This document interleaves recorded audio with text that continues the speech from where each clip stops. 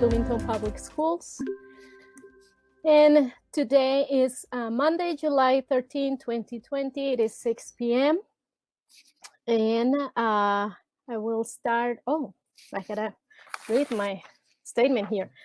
So this study session meeting tonight is being conducted remotely via Hangouts Meet. It is live streamed by BEC TV and will be replayed per their usual BEC TV replay schedule.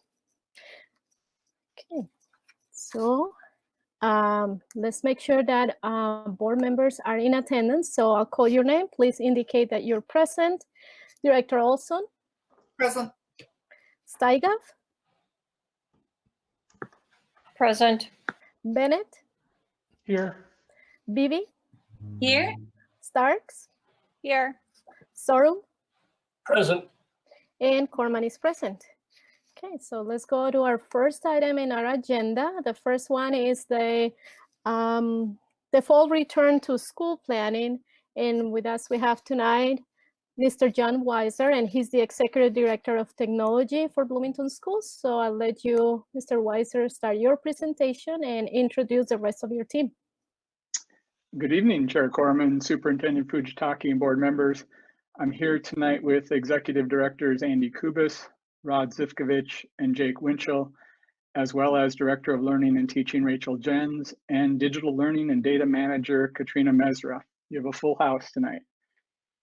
The objective of this presentation is to give you an update to you and the community on fall plans and the potential emerging issues we have to fall planning. Recall that we were here on June 22nd with what we called a skeleton of the 4 educational models. We described at that time 3 models that we are planning under the guidance of the Minnesota Department of Education. Those are traditional school, hybrid school, and distance learning 2.0.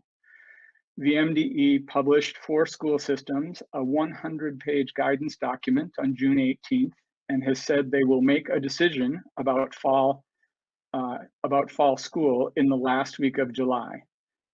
So the picture for fall is getting clearer week by week, and we've made good progress in our own rights with our work group teams on each of our model plans that we want to review with you. In addition to the 3 MDE models, you know that we are developing a 4th option called Bloomington Online School. We heard through surveys conducted through our REA department and our community relations office that some families and staff are uncertain about returning to any form of face-to-face school this fall. We believe that our expertise to create an option better than any of those advertised to our families and organizations outside of Bloomington can be created here. MDE guidelines, those 100 pages I talked about, also require school districts to plan a robust option for families who do not wish to return to school face-to-face. So Bloomington Online School will be that option for those families. Here's what we know about the MDE's model choices for this fall. The current MDE language says the decision of which model will be based on, quote, local, regional, and state COVID-19 metrics. So we may be directed to begin school in the traditional model if COVID-19 metrics are, quote, stable or improving. Or we may start the school year in the hybrid model if COVID-19 metrics are, quote, worsening at the local, regional, and statewide level, or within a cluster. And we may need to shift to distance learning 2.0 if COVID-19 metrics are, quote, worsening significantly. You can see then, if you read the language offered by the Department of Education, that we may start in one model, but we may need to be ready to shift to other models as the year progresses. Regardless of our timeline, the governor said that this week there will be additional guidance announced. We're still thinking that we will get a firmer decision from the MDE in the last week of July. They stated that several times. On August 11th, we will give another update with details to you and to families based on that updated guidance. And then throughout the year, if we are experiencing a change in model, we would intend to notify families as early as possible about a model change. So we're here tonight to update you on our progress on these 4 models: Distance Learning 2.0, Hybrid, Traditional, and Bloomington Online School. I'm going to kick us off by pitching to Executive Director Kubis to start with the Distance Learning 2.0 update.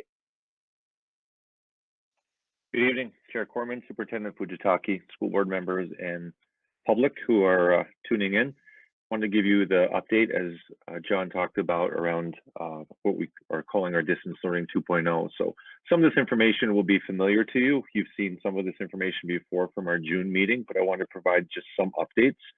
I'll ground my conversation in the fact that, as you heard me say before, we've done distance learning, so we know what that is all about, but we also know that there needs to be some considerable changes to the distance learning and able to make sure that we bring everybody along. And so again, distance learning, this is not something that we will choose. This is something that will be told to us based on the conditions that John Weiser outlined around the data around cases.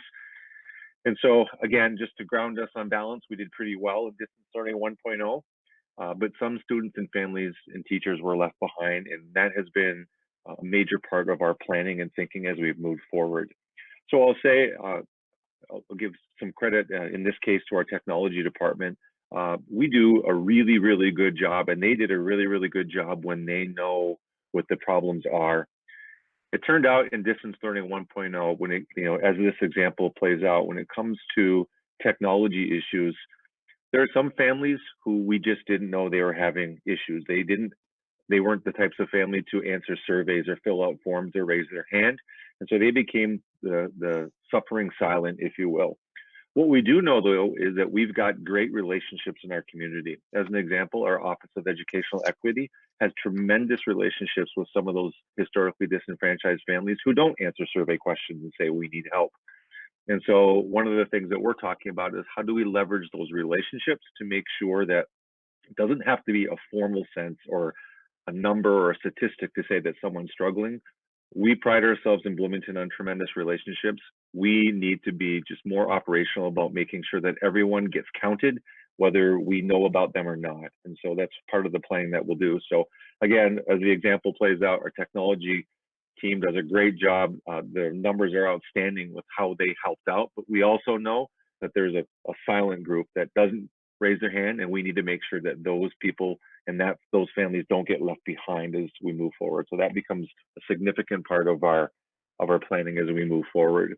And so as it says there, we have to be more inclusive and cast a wider net to catch students and families. Go ahead, John. So just some updates for you around that. So as John mentioned, the MDE released a 100-page document that I know you're familiar with.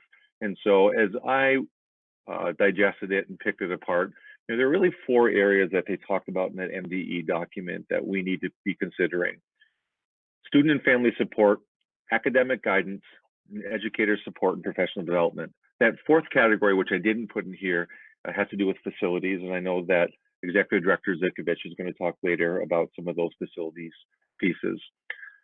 As far as student and family support, some things to consider, that the MDE is saying and their data is saying is that, building leaders need to be more present. How could we get our building leadership more present in this if we have to go into a distance learning model?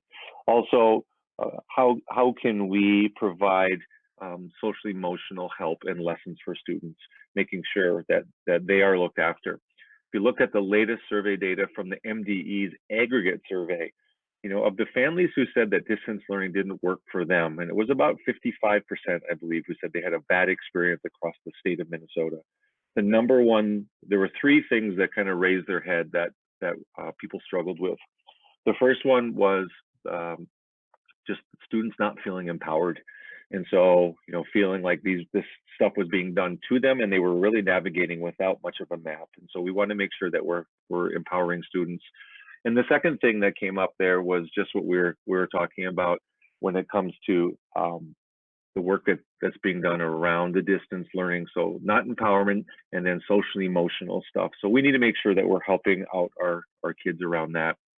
The academic guidance, we need to make sure that we're helping out our EL students and our special education students, making sure that they don't get left behind. And then our educator support and PD. I think, as I've said before, one of the best places we can put our time and energy is training our teams, including our teachers and administrators, on when we're going to pivot. And so when do we change from one model to another? And what does that mean? And how do we do that? I mean, I often use analogies, but I think about a firefighter. And so when a firefighter gets trained, she gets trained in brush fires, house fires, apartment fires, and she needs to know when to pivot from one to another and what tactics have to be used. We need to train our staff in that as well, to make sure that they know what does it mean to go from traditional to hybrid? What does it mean to go from hybrid to distance learning? And so a lot of that work will have to be done. We've categorized our own feedback into 4 different areas: instruction, learning supports, technology, and communication. So we've got that feedback that we're counting on. And then we'll just continue to design and review the transitions, like we talked about, from model to model as we go forward. 2 last things that I'll share around the updates that are considering that seem to be high stakes pieces. People all over, no matter what data we're looking at, whether it's the guidance from the MDE or their aggregate survey, whether it's our teacher survey or our parent surveys or talking with families and students, more synchronous learning has to happen if we move into a distance learning model. And so we stumbled into that about halfway through. We realized that in distance learning 1.0, but that is something that people are asking for, just for lots of different reasons. One, the synchronicity of seeing your classmates, seeing your teacher, putting a face with a name, and then the consistency that comes from instruction that way is very important. So those are the things that we're considering and looking at. The last thing I'll say before I turn it over to Katrina Mesra and Rachel Jens with the hybrid is that a lot of the work that they're doing and they're uncovering in that hybrid piece that you're going to hear about next really feeds into distance learning as well. They've made some incredible discoveries about what teachers and families are wanting. And so a lot of that can just be moved right over into distance learning as we move forward. So with that, I'll turn it over to Katrina and Rachel to tell you about the hybrid model. Good evening. Well, I'll give you some updates first about our model. So over the last couple of weeks, as we've learned more about potential constraints for the fall, we've been able to work with our hybrid instruction teams to more fully align our assigned days model across our system. So in the latest iteration of our plan, all K-12 students will be assigned to attend school physically at least 2 days per week. This is a shift from what we were able to report to you the last time that we were with you to share our developing plans. So in our assigned days model, cohorts of students across our K-12 schools, including our elementary schools, our middle schools, and our high schools, would attend school on either Mondays and Thursdays as a cohort or Tuesdays and Fridays as a cohort. We're still looking at and evaluating options for Wednesday, possibly either making Wednesday a remote day of learning for all, allowing for some deep cleaning in buildings while students participate in both synchronous and asynchronous online instruction, or using Wednesday as an additional in-person learning day. We are also leaving room in our model for some students in special populations to physically attend school 4 days per week. As you may recall, our hybrid model was selected based on considerations in each of these 5 areas, and we're continuing to refine our plans with these same considerations in mind. We've been able to identify school and classroom capacities that meet both the MDE and MDH hybrid requirements. And we've also started exploring scheduling adjustments as needed to make sure that we're promoting physical health and safety for both students and staff. We've taken a really deep dive into what high quality instruction and learning look like in a hybrid model. And so our work groups have been studying and are in the process of recommending and planning strategies for both in-person and remote learning that will include a balanced combination of focused or direct instruction, guided instruction with teacher feedback, collaborative learning opportunities, and independent learning. Our teams are focused on looking at ways to make the transition between in-person learning and remote learning as smooth as possible by planning learning activities for students to do on their remote days that will closely align to and reinforce the in-person instruction and learning occurring when students are physically attending school.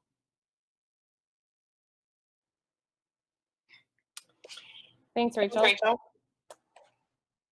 Along with ensuring health and safety for staff and students and a quality learning experience for our students, we're also focusing on the social, emotional, and mental health support our students will need. To that end, we are making plans to welcome students back to school, however school ends up looking in the fall. It's important that all of our students feel safe and connected. So as our staff does each year, they'll be working intentionally with all of our students during those first few weeks on building relationships and community and establishing routines.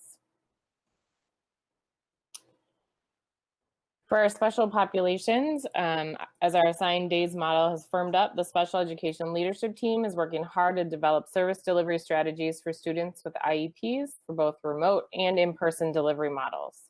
So having plans for both delivery models will help meet each student's needs as specified in their IEP. It will also prepare us for continuity of service delivery if we turn the dial to traditional or distance learning.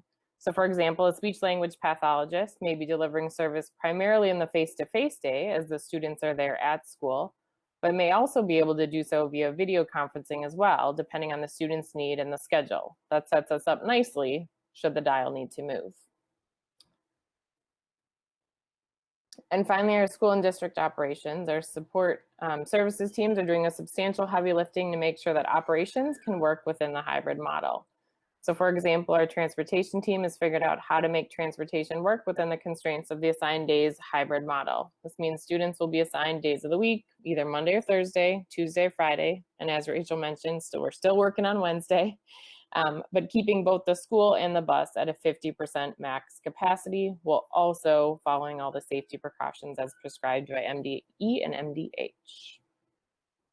And as noted on this slide there, we will parents can expect that bus stop assignment information to be posted to the hub early August as normal. And an emerging issue, of course, as we make plans, we make progress and then we identify additional challenges as they present themselves. So one of the emerging issues for the hybrid team that we're tackling is creating a seamless learning experience for all students, families, and their teachers. This means considering questions like, how can a teacher support students who are face-to-face while still helping students continue their learning remotely? How can students be supported in learning and navigating both an altered face-to-face learning environment where they need to stay 6 feet from their friends, as well as a remote learning environment? And then how can we prepare students and families for success by keeping some things consistent even as the dial turns between models? So as Andy mentioned, how do we prepare for that transition, assuming that dial will change in between? And to conclude, we started with a skeleton. We're starting to get some muscles and some organs in place, and we're committed by August 31st to make sure our hybrid plan is ready should we need it. And with that, I'll turn it back over to John to talk about traditional, or to Andy to talk about traditional. Thanks, Katrina. So from the traditional standpoint, as I've shared before, we know how to do traditional. We've done it for a long, long time. However, I would say that I think school, my opinion is school will have changed forever based on this pandemic. And so we'll need to be thinking, even if we go back in a traditional sense, I'm guessing there are some things that we will do differently from now to the end of time because of that, and we need to be studying that. Anybody who flew in the 1990s knows that it's drastically different than flying currently. There are just some things that change based on events. And so, I was thinking, I don't think anybody's will ever buy another bottle of Tylenol that isn't sealed. I mean, there's just some catastrophic things that happen that change the way we do business, and this is one of those things, in my opinion. So, even though I think there's many of us who say we are hearken to go back traditionally, I think traditional will always be different based on this pandemic. And so, with that as the backdrop, the same considerations that Rachel and Katrina talked about, we have the same considerations as we look at moving forward with what might be a traditional school or a new version of traditional school, including physical health and safety. How will we do that now? Henceforth, how will we be traditional? Making sure that we have high quality instruction and learning. Even I was remiss in the distance learning piece of it, but as we move into this version, even if we go back, we're used to putting 6 or 7 kids around a kidney-shaped table in the elementary school, and that's a good strategy for a teacher to use to engage students. But we won't be able to do that anymore. So what will we do differently, and what PD will we provide to our teachers as we move forward? Our social and emotional mental health supports, all the stuff that I'm reading from the experts is talking about spending a considerable amount of time when we go back, and if it's traditionally, in unpacking what happened in the spring, not just moving on and saying we need to catch up with school, but students who, although they probably don't have the ability to say it out loud, they were traumatized by what happened. So how do we make sure that we're unpacking that for them and helping them out? And so all of those things would be part of a traditional model as we move forward as well. Katrina talked about emerging issues. So we plan, and then we get to a spot where we have to think about some of the things that are happening. And so one of the emerging issues is staff availability. We know that we have staff members who either have compromised immune systems, or their partners do, or their family members do. And how do we manage that? How do we match up those needs with going back and whatever model we choose, but if it's a traditional model? What about our substitute availability? Many of our teachers are substitutes. Many of them are retired teachers who just don't feel comfortable perhaps coming back, and that's going to be a state, if not a national issue to try to solve about what do we do there. To that point, I'll add that we were having conversations, we had it in our staff meeting today, about what training can we give our new substitutes who are coming in this new order, if you will, about how do you be a substitute in this day and age. And so helping attract our best substitutes possible by giving them the training that they need to be successful.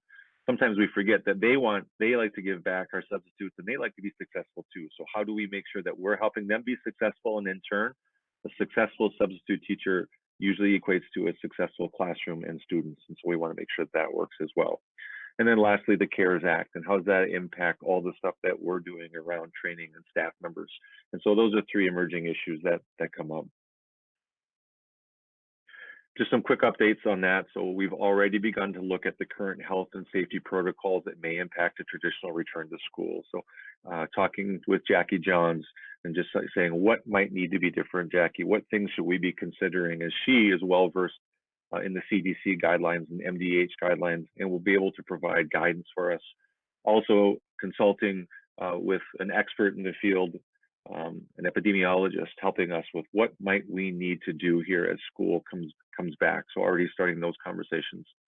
Soon, it can be a quick turnaround, but engaging in conversations about facility ramifications. What might transportation have to look like? What about cleaning protocols? Those things that I mentioned that will probably never be the same as they once were. We'll probably always have very stringent cleaning protocols henceforth. And so what might that look like as we go forward? And then, as I alluded to earlier, training our teachers in additional socially distant instructional strategies to aid in maintaining health and safety as we go forward. So those are the things we're talking about. Should we go back in a traditional sense? With that, I'll turn it over to John Weiser to talk about the Bloomington online school. John? Thanks, Andy. Regarding the Bloomington online school, we've made some good progress too that we want to report to you all. Remember, we're partnering with the University of Minnesota, and we have an online advisory. That online advisory includes representation from school leaders, from classroom teachers, special ed, and EL teachers, as well as support staff. Additionally, we have lots of teachers and teams working on modifying content K-12 for online delivery. I sat in on one of the parent information sessions this afternoon, and about 20 parents attended, asking great questions about, as they start to engage about their options this fall, asking about what do we do about science labs? What can we do about, what will you offer in terms of this activity or that activity? And so that conversation is starting, and that engagement by our community is really kicking into high gear. We want to announce that we now have partner schools. And so our K-5 partner school will be Washburn Elementary. Being a partner school means that Principal Wilkins, there he is, and his team will be the principal for the K-5 online students. And these students will be part of the Washburn community and support system. They won't set foot in Washburn per se, but they will have a support team there at Washburn to help them with their needs online.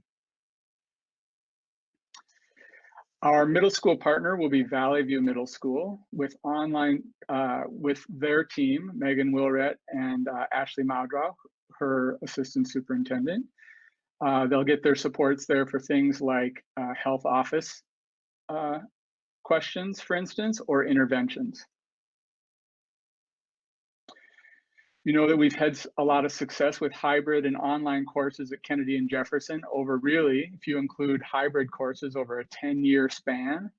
We also know that we have 40% of our high school students at Kennedy and Jefferson having taken an online course in this last year, in the 1920 school year. So we've got that track record to build upon. Our high schools know how to do online school. That's my point.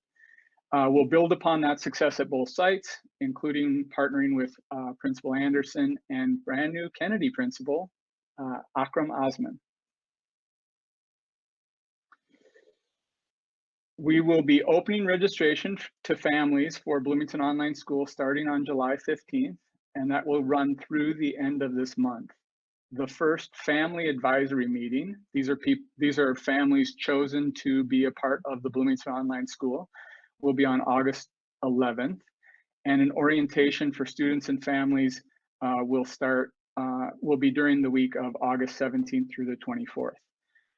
Bloomington Online School will follow the same school calendar as our existing face-to-face schools, so the first day of school for Bloomington Online School will be August 31st. Seems like it's just around the corner. You can see part of our objectives tonight are to surface some emerging issues, and an emerging issue around online for us is about capacity. We don't have the historical projections that Rod often uses. You've seen him present about that we use to build staffing and budgets and so on. We don't have that historical projections. We're also in an unusual time where families are starting to make choices for different reasons than we normally anticipate. While we are building the program to allow for one class section per grade level, K-8, and then as many students as want to register in 9-12, at this point, it's not clear to us how much interest there will be.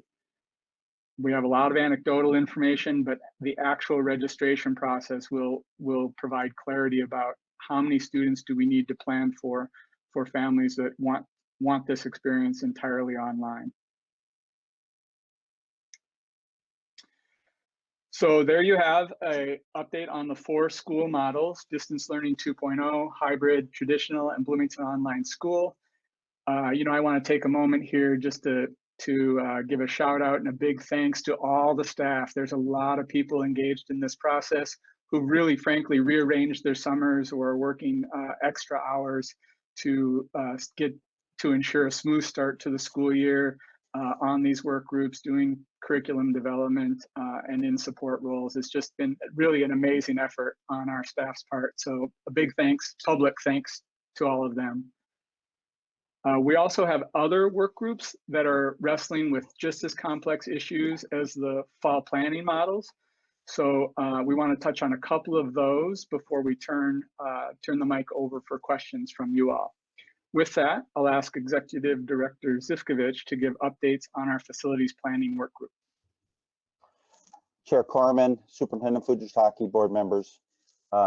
As you've heard already from other areas with the educational end, these groups were putting together ideas, options for us to be dealing with. What we were doing, setting up a similar group within support services to help support and give feedback to the group, similar to like what we do in a budget every year, is we only have so much money, we only have so much space. How do we fit that into the different options that we have on an annual basis? So with that work group, what we included in was district staff, including principals at each of the levels, facility staff, transportation staff, and then also we used our architects to be able to evaluate our buildings, what they're seeing out in the country and also locally, and then also using our school safety and health consultant to be able to give us feedback of making sure that we're not missing something as we prepare for these 3 to 4 options as we move forward going into this next fall. If we kind of start with the school end of thing, the classroom, offices, cafeterias, and the rest, what we looked at how we can fit in ultimately 50% into a school, making sure that the classroom would fit it, making sure that we fit guidelines. Just met with a principal this morning where we're tight or where we have some issues, how we rectify those issues and make sure that we're providing the good academic space along with as much protection as possible. So as we look through those different processes, we're giving feedback to each of the different groups for them to be able to work back with those things. And as Executive Director Kubas mentioned about the things change, I think we do a fantastic job in our district of making sure that facilities are cleaned properly, everything is done, buses are cleaned and the rest. I think what this new world becomes is how often we're cleaning versus you just clean at night and that. I think there's multiple times during the day that you're doing more intense cleaning than we would have done in the past. So I think that's kind of the new norm is what you're going to see as we move forward with all the options. As we move next into the school bus and transportation, we're looking at how we can meet guidelines, looked at multiple options of how we can make the buses safe, file guidelines, and also make sure the most important thing of getting kids to school every day.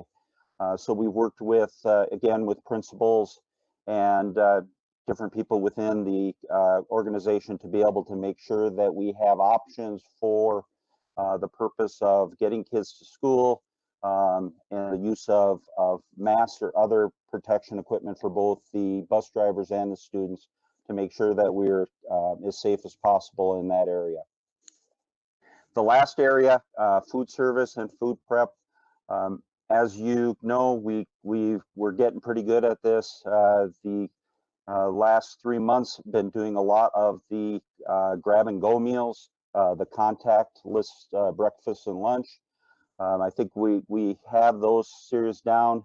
Now our next steps is to take a look at how we, in a hybrid model, able to do both the serving students at in the building, but then also for the students at our home, how we provide food for those families at one of our sites or multiple of our sites. So we look at in that regard. We also have been working with the different groups to look at having, no matter if we're in a traditional or a hybrid model, to have some dividers in the classroom, in the cafeterias, to be able to give some separation, whether we were in a traditional or a hybrid model as we move forward. So I think that again, we're trying to find as many options as possible, seeing what's new.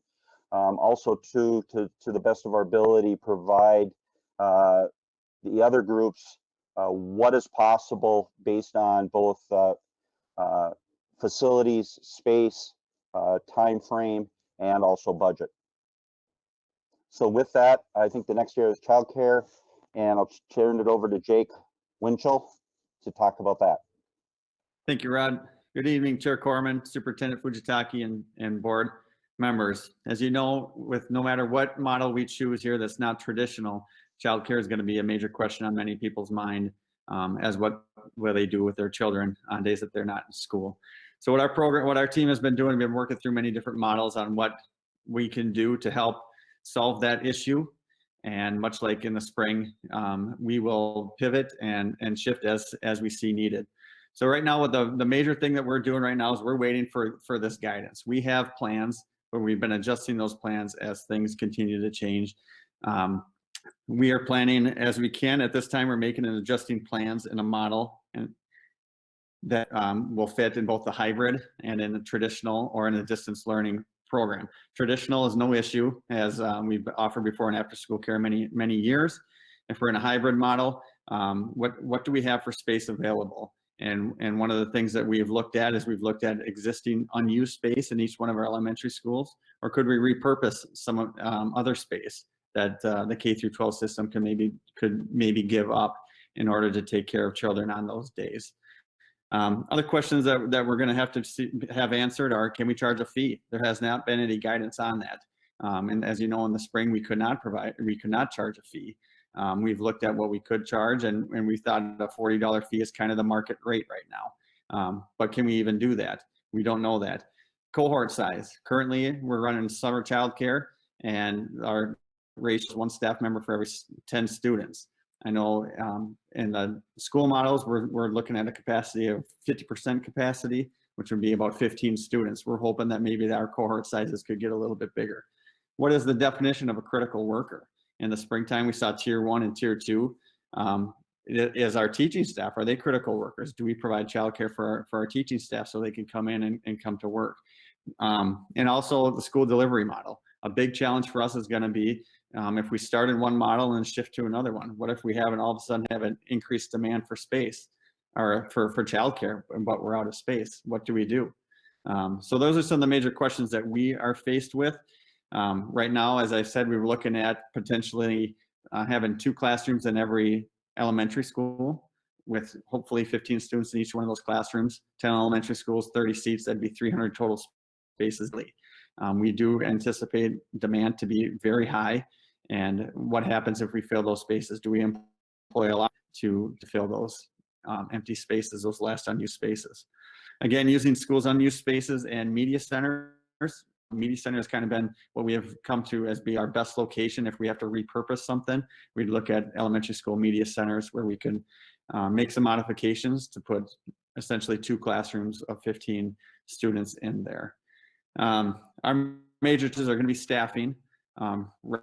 Right now we're planning for that. We're making plans to get staff hired for that.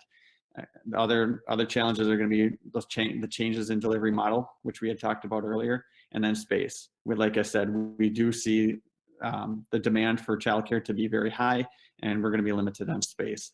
So how do we make that work that best fits our community?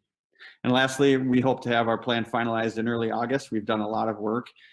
We feel that as soon as we get the guidance on what school is going to look like those first few days of school, that we're going to be ready in very short order. As long as we can get staffing taken care of, we'll be ready, and we'll have a plan finalized in August for families to start making plans. That's my report. At this time, take any questions you may have, and we can open it up for questions for anybody who is presented tonight.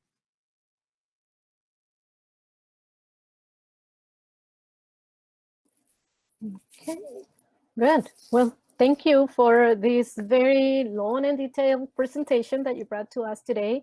You know, we can certainly see all the work that you have put into all the different scenarios, possible scenarios for return in the fall. And I just want to say thank you, you know, because I know that you and your team and all the people that have been working alongside with you have been working on this even before we ended our school year. So I know you've been very, very proactive, and I really appreciate that. So board colleagues, do you have questions? And the only one I'm not able to see in the screen is Tom Bennett, and I think I don't see Steigap. So maybe I need to, for the presentation to be put away so that I can see everyone, and then we can do the, there you go, thank you. Just make sure that I'm seeing everyone here. Hold on a second, change my layout here. There, now I can see everyone, right? Okay, who would like to start? I see Director Olson raising a hand. Go ahead, Maya. What is the teacher-student ratio for online learning? Is it different for each, depending on the grade level? I can take that question. We're staffing. We're treating online like it's just another delivery model of basic Bloomington Public Schools instruction. So we're using the same staffing model that we would use in any other school. So that does vary by grade level. You probably remember that from the right sizing the budget conversation, where there's kind of a long list by grade level of student ratios. We're using those same ratios. Okay, thank you. Okay, another question? Man, don't be shy. Director Bibi. This is for Jake. Regarding our early childhood education programs that are within our elementary schools, as well as those that are over at the Pond Center, will those remain in operation? And if so, will those class sizes also be limited? Great question. Yes, we're making plans much like the K through 12 system to remain open in whatever model we move forward with. And yes, if we are in person in whatever model it is, if whatever social distancing guidelines or guidelines we receive from MDH and MDE, yes, they will be in the same model. Okay. And then one other follow-up question is, as far as the Kids Safari program, those would be only for school-age children. Is that correct? That's correct, yes. Any childcare we're planning right now is for grades K through 5. Okay. Thank you. Director Sorum.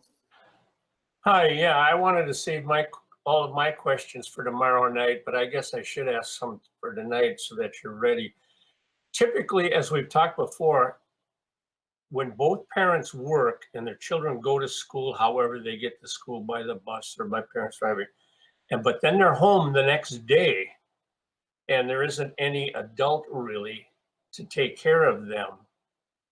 How are we going to really address it? I know, as I've talked to Katrina, we're going to try and get a grandparents support group to go around. I talked to a couple of my neighbors down there. One of them isn't working yet, and she said she'd be willing to do it, of course, for a fee. But the idea being that, you know, that is still a question that's going to come up about what do I do with my kids the days they're not in school. Who wants to take that?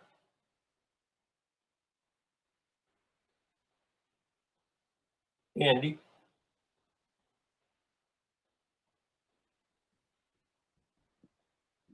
I'll be brave. I don't have a comprehensive answer, but I will say, Director Storm, that is one of the driving forces behind why we pushed our work groups to align across K-12, knowing that we're going to have a likely reality in which older siblings may be providing some levels of care, and we want to make sure that those middle school and those high school students can be home at the same time that their younger siblings are.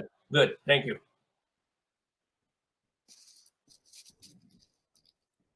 Other questions, Director Starks?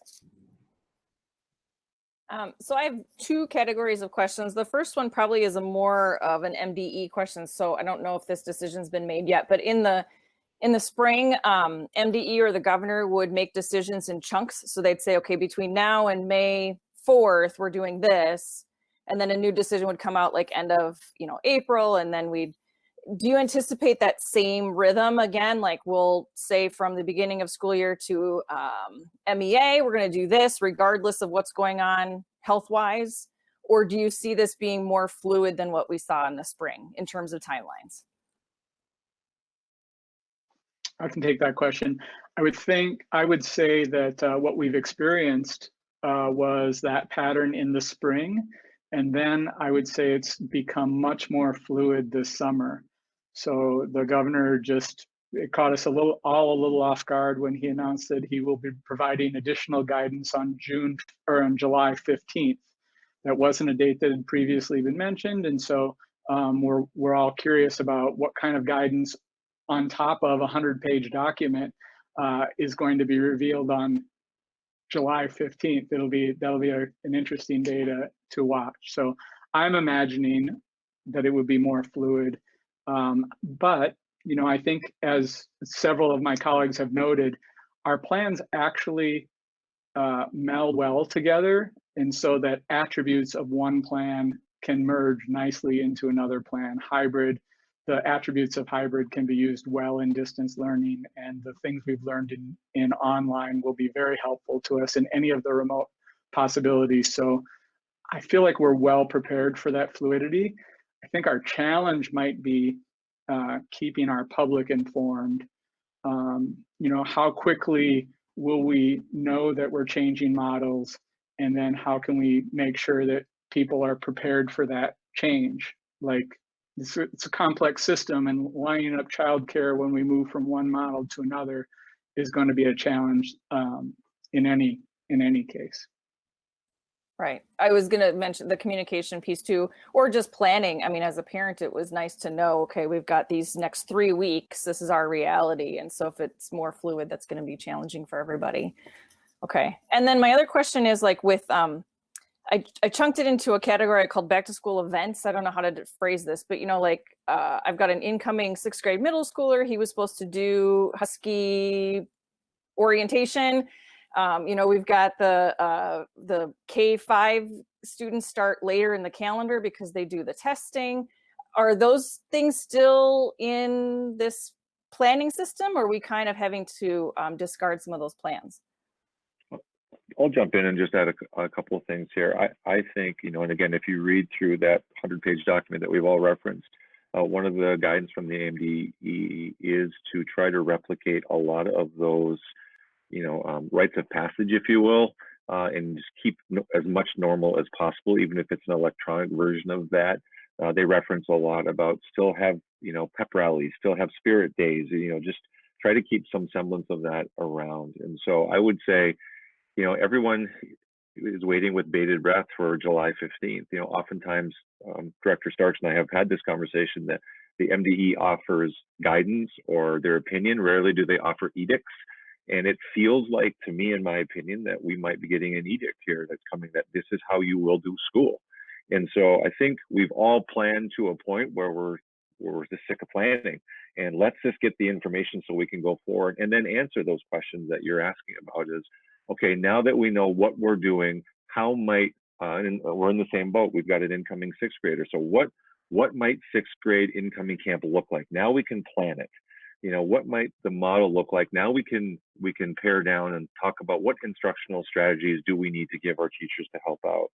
You know, one of the things that came through the data loud and clear, and again, I have a foot in both worlds as someone who serves in our community and someone who lives in our community, about helping our teachers figure out what are really priority standards and what are things that are nice to know. Because I think all of us at the beginning, we were just trying to be educators, we're overachievers, to say we're going to make online school look just like regular school. It doesn't.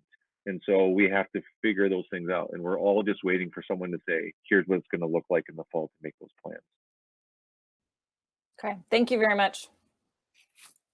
Thank you. Other questions?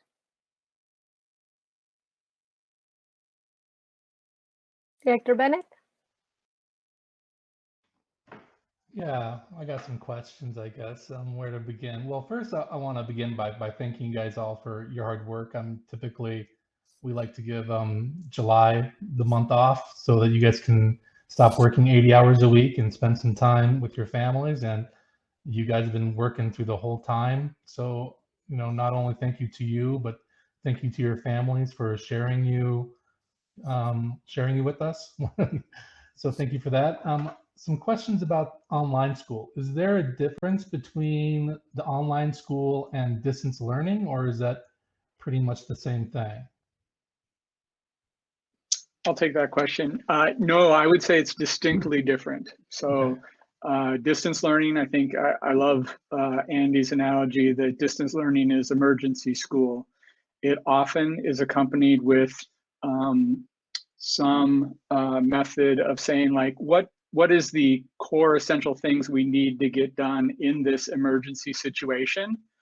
And so in the spring, for instance, that meant not teaching all of the Bloomington standards. It meant adjusting assessments and grading, how report cards were issued, and so on. Online school is the full menu of Bloomington Public Schools. It includes all the same types of assessments that students would get in a face-to-face environment. It includes equivalencies for the activities and the classroom and extracurricular activities that students would participate in. It is full school. Okay, and then when you were presenting on that, you were saying that for K through 8, you're looking at doing one section, and then for high school, it's pretty much unlimited. Is that correct? Yes, that's correct. Okay, so I mean, if we're looking at one section per grade, we have about what, like 800, 900 kids per grade in Bloomington. So only 30 of those kids would be able to get into online if they wanted to. And then it kind of said there's a lottery process after that, but is there going to be any consideration of, is this a need or a want? Is this because, families want online because they have, an immune compromised person at home and they're not sending their kids to school no matter what. So it's online or another district. So what's going to happen with those types of situations? Yes, so you're putting your finger on the same challenge that we've identified in the slides, and that we're most interested to get specifics around, which is how many people will actually register for such a program. Because without that information, we know that the starter of Bloomington Online School is one section per grade, but what if 100 third graders show up? I don't know if it'll be 100 third graders, but anecdotally, we're getting 100 questions from third grade families. And so it's unclear to me until we go through a registration process. At that point, when we figure out what the demand is, then it'll force us to look again at the supply, like what can we offer to these families? The guidance from MDE is, at times very specific and at times pretty vague. We are required to create an online option or an equivalent option for families that either cannot or will not come back to face-to-face school in the fall. And so we need to have an option for all of those families who register that concern. We're just not quite sure at this point. We don't have that level of detail at this point to know how many that is and how to take care of anything over that one section per grade. Okay, one question I've been getting about online, that's probably the most questions I've been getting from the community because it's completely new, is that, is it a full year commitment? If you register for it and you're in online, do you have to complete the entire year in that? Or say December and there's no outbreak at all in Minnesota and everything looks good and people want their kids to return, can they do that, or do they have to stay in online for the whole year? Our great preference would be to have a full year commitment. The reason being, we're aiming at all of those things that regular school aims toward, which is the student to student communication, all the stability that comes with the relationship building between a teacher and their class, all the supports. Having a classroom where 3 new kids come on Tuesday and 2 leave on Thursday isn't, teachers know this is that would be a very unstable situation, and we don't want to invite that instability into something. Like you say, it's new and it's developing, and we want to get it off on its best foot. So we're asking for hinging on the open enrollment process, where families register and say, I want to move from this school to this other school, and that's a year-long commitment. We're using that same process to register students for Bloomington Online School. That said, we know that we'll have to be flexible too, because this year is going to be, I'm anticipating it'll be a bit of a roller coaster for all of us in terms of, the medical situation, vaccines, and so on. So we'll deal with those kind of issues when they come about. Okay, and then I had just a quick question about the childcare. So I know $40 a day is what you guys are you're anticipating. Is that something that there would be scholarships available for those who are free and reduced lunch, or is that not going to happen? And also, the hours of that, is that going to be like just during the school day, or is that more like kind of how Kids Safari is from like 6 in the morning to 6 at night? Good questions there. So I'll answer the ones about hours first. So we'll still provide before and after school care for those in school that day. So starting at 6:30, and then during this, for the kids on their off day, our thought is that we would offer childcare during the school day only for an 8-hour shift throughout the school day. We understand that presents some problems for parents who are working, but that's what we can do while still offering before and after school care as well. The $40 a day is kind of just a number we're looking at. That is kind of what the going rate is for childcare. There's not a lot of during the school year school age childcare, obviously, during the full days. So that's what we're looking at. And at this point, we have not made any decisions on any scholarships or anything like that, because we don't know whether we can even charge that fee or not. Okay, and I probably have about another 100, what if questions, but I'm sure they're the same what if questions you guys all have, and you probably have the same answers I do. So I guess we can go and skip those. But again, thank you very much. Thank you. And you can always email your 100 questions. Yeah. They will be really excited to see that. Okay, Director Olson. I was just, this might just be a what if question, but I was wondering how you would address the issue that parents might sign up for online classes just to hold a spot, and then if it turns out that, which would be wonderful news, that COVID-19 was not as serious in the fall, and then they decide that they wish to be back in the regular classroom, how would you handle that type of situation? Yeah, I would, as in most things, this is a high change environment. And so in order to add stability in a situation like this, we look at, well, where is a replicable process to what you're describing? So we have families on a pretty regular basis. I know Dr. Mitchler deals with some of those, especially the toughest cases that feel unsuccessful in their current school situation. So we have some processes in place by which a mid-year transition is asked for and then processed. And so we would build something around a similar process for somebody who wants to make a school level change in the middle of the school year. Thank you. Just one more reason we have to be flexible. Director Sorum. Yeah, to follow up a little bit on Tom's question about online schooling, if we don't get in, we're going to go to another district. How volatile is this? Everybody's starting up an online school, and we're inundated with television ads and internet ads about joining this particular online program at home and so forth like that. Obviously, you put the numbers together. I don't know if Rod has or if you guys have, but are we expecting any kind of real mass exodus in terms of what might be happening? I mean, just on the street, like I was telling a neighbor the other day, I think it's 30, 30, 30 of people choosing back to school, go to hybrid or distance learning. So I don't know where it could be, and I don't know if we're going to have any numbers available until, August with that type of a thing. Yeah, you're getting into my head, Mr. Sorum.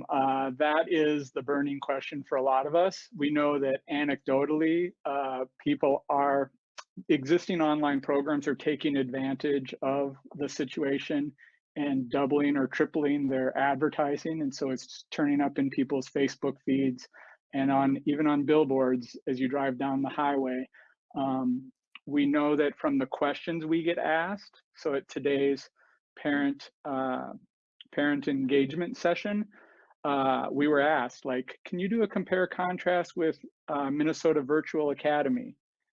That would be an indication that that parent, number one, knows the name of an online school. That's something, and they're shopping around. So anecdotally, we know that parents are engaging in a process and they care a lot about where their kids go in the fall. So it's this registration that I think will provide us some clarity, and anything over the allotment is that problem to solve. I think if we do lose students out of Bloomington, it'll be because we weren't able to provide a second section or a third section of a grade level for those families. I think that's where we run that risk. I will say, like, patting my team on the back, not myself, but my team, like the ground level work to get us to this point, to be ready to do this online work, is pretty unique. When I look at our colleagues in other districts who are just starting to have that conversation about, hey, maybe we should have an online school, and they have one or two conversations and they realize, whoa, that is a lot of work. We've been working on these online issues for years, and so we're well prepared to. It wasn't our choice to go K-8 if we were under a normal circumstance, but if anybody's prepared to do it, I think our team is. Well, good. Thank you very much. That's reassuring, and knowing we have so many experts working on problems like that too. I'm sure that the local residents, are still loyal enough to Bloomington that they would certainly consider us first. Or they better, or the school board members have a lot of work to do when we get out on the street again. Okay, thank you.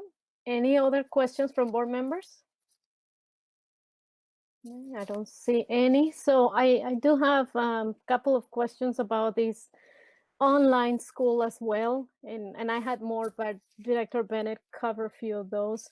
But then you talked about the full menu. So when you say the full menu is the full menu, like we're talking about the AP classes, we're still working on the PSEOs, for example. So everything pretty much continues to be as it has been in the traditional school. I wouldn't go to that level of detail. We're not going to promise that we'll have a replication of every course at our high school. Just because of the short runway, we'll have to limit some offerings in terms of electives or some options. It's hard to catch up with a school system that's been around 100 years. So what I mean by the full course load or the full Bloomington experience is that we have a standards-based system where we invest a lot of time and energy, our teaching staff and our learning and teaching department, in personalizing the Minnesota state standards for what we believe is important for Bloomington students to learn. And we're signing up for that same high level of education. I'm talking about the same level of supports we offer to students. So our interventions, our social emotional supports, our health services supports, all of those things that we do for students, you will get in this online school. And so part of our journey over the last few years has been recruiting students back to Bloomington who had kind of wandered away to take some online courses offered by other places. And the feedback we got from them was that, yeah, I can get a credit that on my transcript looks the same as the Bloomington course, but it doesn't come anywhere close to being a part of the Jefferson community or part of the Kennedy community. And that full roster of services is what we're talking about. I see. Okay, so when the parents start registering for online school, will they have like so sort of say a menu of different courses that the kids will be able to take? I mean, if I wanted to register my kids, for example, would I be able to know what they will be, which classes they will be taking and the time when I register? Or is that something that comes later? No, at K-8, that there isn't really a registration process where students actually make a lot of those choices. So they'd get essentially the same experience you'd get if you went to, if you went to Washburn as a face-to-face student. There isn't really a registration in terms of picking courses. At our high schools, we will modify the course catalog. I think maybe that's what you're talking about, is we will have a course catalog with all of those courses identified as online courses. It'll be a subset of the full course catalog. If you've ever looked at the Kennedy or Jefferson course catalog, it's pretty substantial, 80 pages of courses. And so it'll be a subset of those courses, but it will meet all of the graduation requirements. So as a 9th grader or a 10th grader, you can make continuing progress toward graduation alongside your hybrid or face-to-face colleagues. Good. Now, the other thing, when you talk about recruiting back students who have gone to online school, we're also talking about students who have gone to other school districts, correct? I mean, maybe this would be a moment for different families who have open enroll in a different district that maybe they don't feel comfortable with the plan that they've been offered at their kids' schools. And if they wanted to choose the online school with Bloomington schools, could they come back, I'm guessing? Yeah, yes.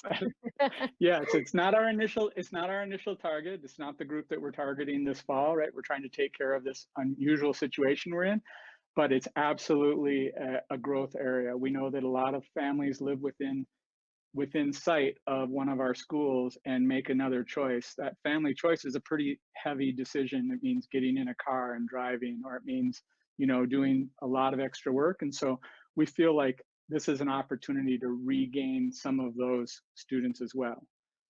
We have the processes in place that if you're a Bloomington resident and you had a different experience last year, if you went to a parochial school or a charter school, you could come back to Bloomington this fall, apply for online school, and you'd be back in our system just as easy as registering if you were here last year. So yeah, in fact, we've gotten a couple of those questions, and we think we have a couple of students who will be coming to us that are actually new to Bloomington, who weren't with us in 1920, based on the type of questions that we're fielding. Okay, thank you.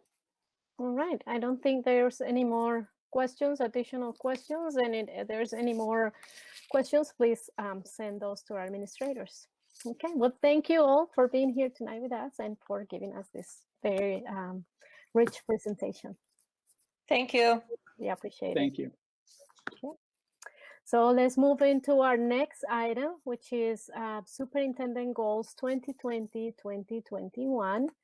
And before I ask Superintendent to talk about his draft goals, just want to talk a little bit about the process that we had. So Superintendent shared with us the draft of his proposed goals for this year. And you were all able to see this document. I had asked you to also add any additional comments or ask any questions that you had until yesterday. And then after that, I was able to put all those different things together in one-page document. So as I said to you earlier today, the intention of having this document was so that you could have just one document when you look in your windows, instead of trying to navigate 3 different things, trying to find, this proposed goal from the superintendent and how it aligns to our board goals. So you should have that document open for you, please, so that it can be helpful during this time. And then what I'm gonna do is I'm gonna ask the superintendent to present his proposed goals, to talk about them, and then have board members ask any questions about the goals that are in that document, any questions that you have, any additional comments that you have on those. And then we'll go into the additional comments that you added, and then we'll go in them in the order that they are according to the different categories. I'm just trying to look for some organization as we move forward so that we don't mix everything with everything. Okay. All right, Superintendent Leslie Vitaki, go ahead. Your microphone is up. Okay, I'll get it right one time. Okay, so I'm going to walk you through the goals. If you can hold your questions to the very end, I'd appreciate it. So first, governance and policy. All of you have the goals in front of you? Great. The first one is collaborate with the board to prepare the foundation framework for process and development and establishment of a new strategic plan for 21-22. I've been involved over my career in 7 major strategic plans, either leading it or involved with it. And if any time in history an organization needs to consider updating or renewing the strategic plan, it is now. With all this change and unrest and distance learning and everything else, a reset is needed. The challenge for all of us is that when you do a strategic planning process, you need to have a stable foundation of where to begin. At the same time, everything's in flux. The other thing we need to do is we need to find a consultant that's going to help navigate and help coach us in all this. That's going to be an interesting process to find one. Some are going to say, don't do it. It's too unstable. Some are going to say, yep, I can do it. Nobody's done this kind of strategic planning in this kind of environment. I can guarantee you, they all say they've done it. We need to find the right person to help us. And then when we do the work, we have to go out and survey the community. And sometimes people in this kind of a situation, they get focused on the target and they don't see the bigger picture. They only focus on social injustice, or they focus on health and see. We need people to rise up and look at the big picture. That's going to be a challenge. At the same time, I believe we need to look at our strategic plan and update our strategic plan. It is how you optimize resources and you set the vision. And we plan to do the Safe Supported Schools community engagement process throughout the year. It's critical that when we talk to the community members, we ask for what they want, because the strategic plan should reflect what the community wants. And it should set the stage for where we want to be in the future. So it's going to take a lot of work. We need to do a lot of foundational work, all of us. We need to listen. We need to have all these stakeholder meetings. It's going to take time. And who knows what's going to happen during the school year with respect to the ability. Board members, it'd be so great if we could have face-to-face conversations when we meet with these community members and have this kind of exchange so they feel comfortable. We're all comfortable after months of doing this kind of work. Can you imagine? We parachute community members in and they have to deal with us like this. It's a challenge to get some really good feedback. I hope that, so that's a major work that I believe the board needs to do this year. And I agree, that's the board's goal. I need to support that and help them with this process. It's going to take a lot of work this year to do this, set the foundation up for this work. All right, next is Safe Supportive Schools plan. Establish a plan with emphasis on cultural proficiency. Now I have 4 bullets underneath that. This is not everything about the Safe Supportive Schools plan. The 4 bullets are the work of, some of the work of the school board. First off, the school board needs to align the policies.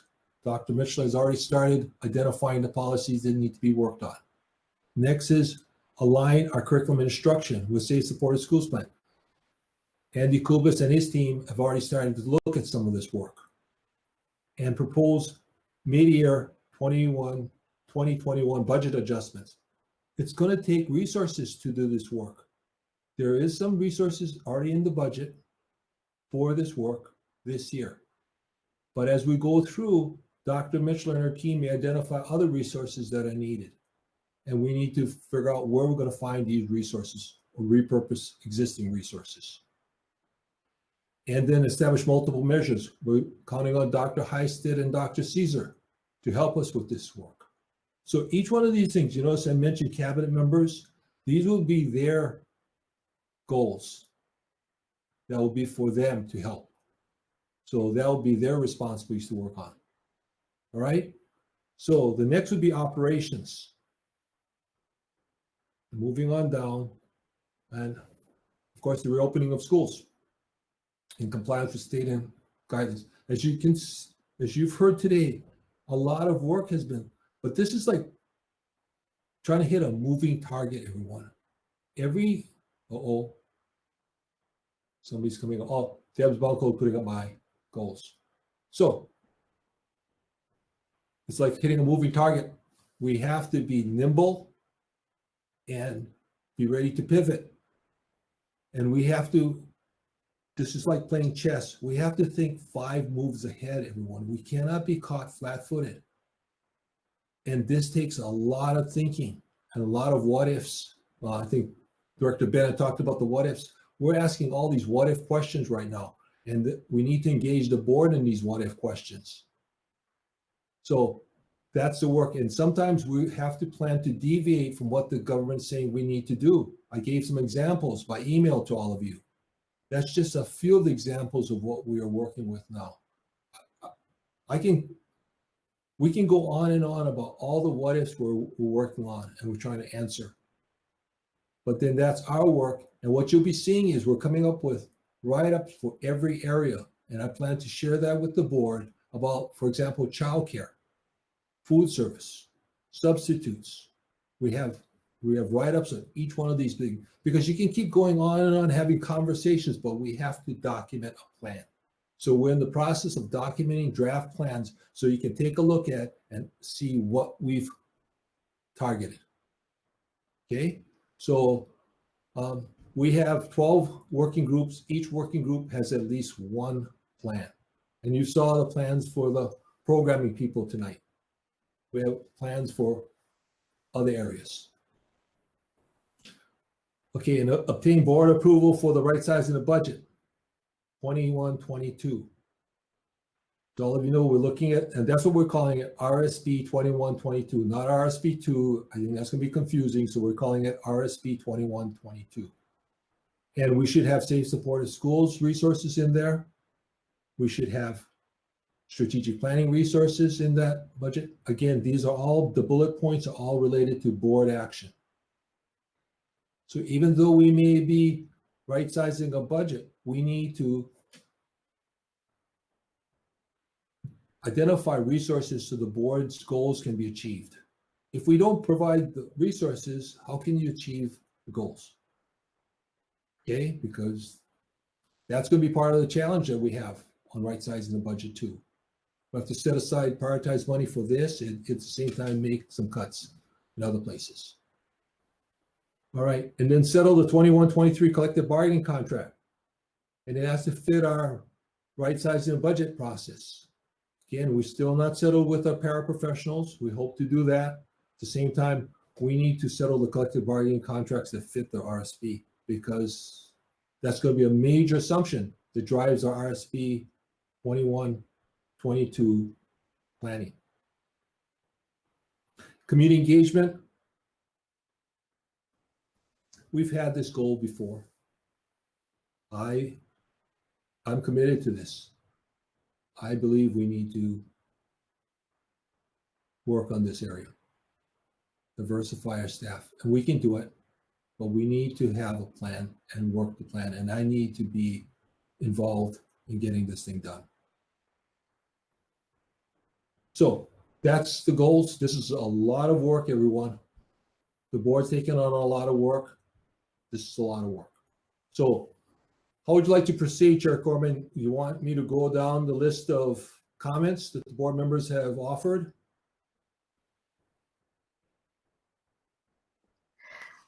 Well, how about any comments or questions for the superintendent on just this part of the information first? Is that okay with you? Thank you.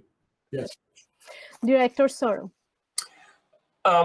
Yeah, on the accountability and school planning, as we go into the right sizing of the budget, and the significant portion of safe and supported school plan you know, they tie together so much. They have to be, our safe and supportive schools is right up there in the front. And so we have to kind of make sure that that is our driving force for right sizing the budget. I just think that, and then along with the strategic planning, yeah, it's just not easy to separate them. And if we tried to separate them, I mean, that has to be the driving force. We still need to deal with the schools and all of the different other things like that too. But I think we need to keep the safe and supportive schools right up there in the front. I agree. Thank you. Director Bennett?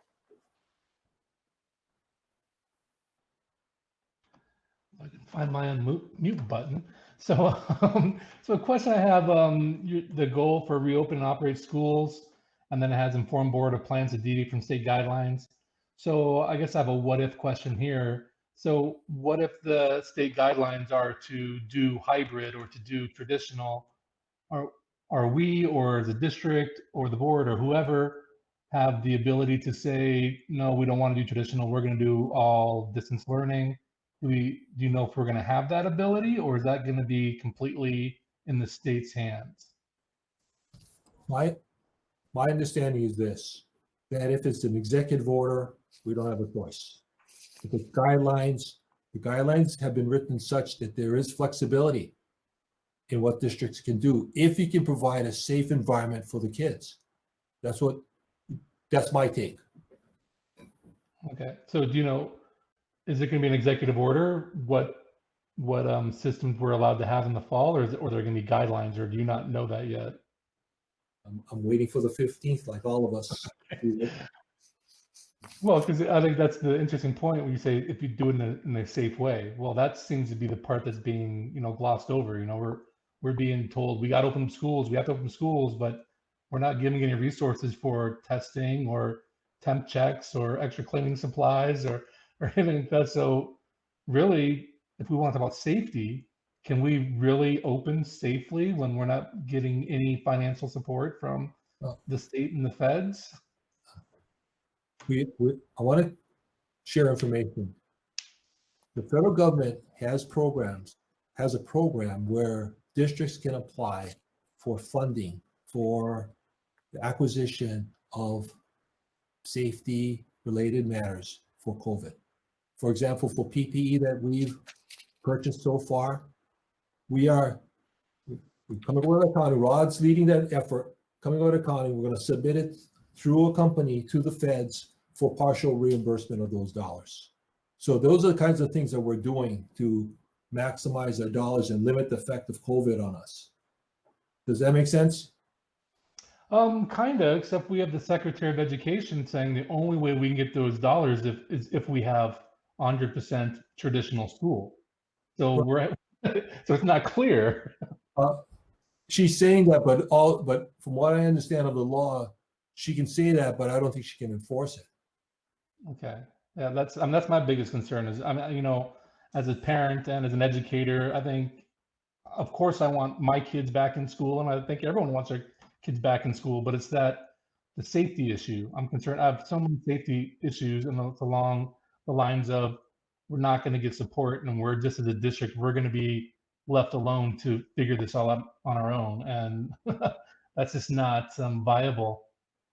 Well, you know that we have a health practices work group, and they're meeting. There are about 5 school nurses on it, headed up by Jacqueline Johns and Hannah Hatch. Hannah's on maternity, but she's going to come back in September. And we're counting on that group to give us guidance on safety. And they're reviewing, for example, face protections, screening, all those things, cleaning. And that's the guidance we're getting from them to ensure the safety of our staff and our students. Okay. All right, thank you. I kind of went in the what if rabbit hole, so sorry for that. And I got off track. But anyway, thanks. I'll let other people ask questions. Director Saga, go ahead. Yeah, my question is related to the goal to establish a plan to recruit, retain staff that better reflects the diversity of our students and community. You know, I know we had this goal before. This has been a conversation before, and maybe you don't have all the, you know, details, but I'm have some questions around. For instance, would you consider a grow your own plan where we maybe have people working in other positions in the district that somehow we can connect? I know there was one at one of the universities at one time. I don't know if that one's still going, but where we can connect them to help them become teachers. Also, how much work can be done with the colleges themselves or our universities?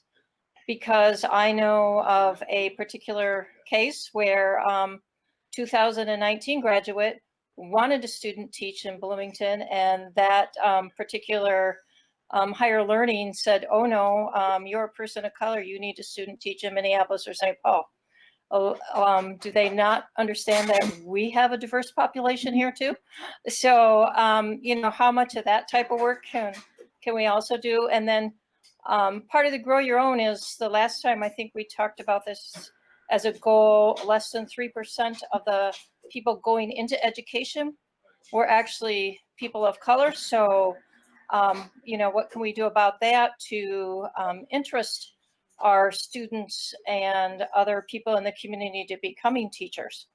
So I don't know if those are all part of your plan or where we go with that, but just some questions around it. I can share information with the board. We have a Kennedy High School Grow Your Own grant. This is going to be our second year in the grant, and we're going to build off of that. Our new Kennedy High School principal, Akram Osman, I've talked to him. He has ideas. He wants to connect with colleges and universities. He has all these ideas about how to help. And that's why I'm encouraged with this thing. He has a real passion about this thing, and he wants to use himself as a role model to inspire other students to get into this field. And he, guy's amazing. He wants to do this, and I'm going to partner with him and help him do this work. So we have a lot of other people. I think we also need to look at our staff too. Can I just follow up one thing? Another thing that I don't know how we overcome this hardship, but it is a student teaching, and the requirement to student teach and work for free is a hardship that unless you have someone else supporting you, there is especially my own daughter's program was a year of student teaching. So who can go a year with only working for free unless you have family or some other way to help support you? And that is a big obstacle for a lot of people to become teachers. I have a plan for that. I have an idea. Thank you. Okay, we're gonna go next with Director Bibi. I'll apologize. I know that you have raised your hand, but my dog got me distracted because she likes to always join me in our board meetings. So Director Bibi, if you have a question now. Yeah, I was wondering, because of the demographics that we have here and the number of college students going into education, have we ever considered recruiting from another state and attempting to draw teachers that maybe come from a state where there are more students going into education that are persons of color, to draw from that base? Our Office of Educational Equity did visits to other states. They attended career fairs in other states and other cities. And so we've done it in the past. We know how to do it. The challenge is retention of these teachers has been a challenge. What would be a challenge? The retention of these candidates. So they'll come here, and I don't know if it's still true, but the times that we brought teachers from other states, they were often not employed there. And when they came here, and as soon as they got the Minnesota experience, they became very valuable back in their respective states, and they were able to secure jobs back there. Now things may have changed, but that was our experience. Mm-hmm. But we're gonna look at everything for our community, including recruitment in other states. Yeah. But one of the challenges is we need to have a competitive pay package, and it needs to be, the state needs to support teachers. Yes. because when the word gets out that, anyway. Okay, Director Sorum. Okay, and we have been doing this now for well over 20 years, where we've been doing some of the same practices, the same plans, the same recruitment, the same training.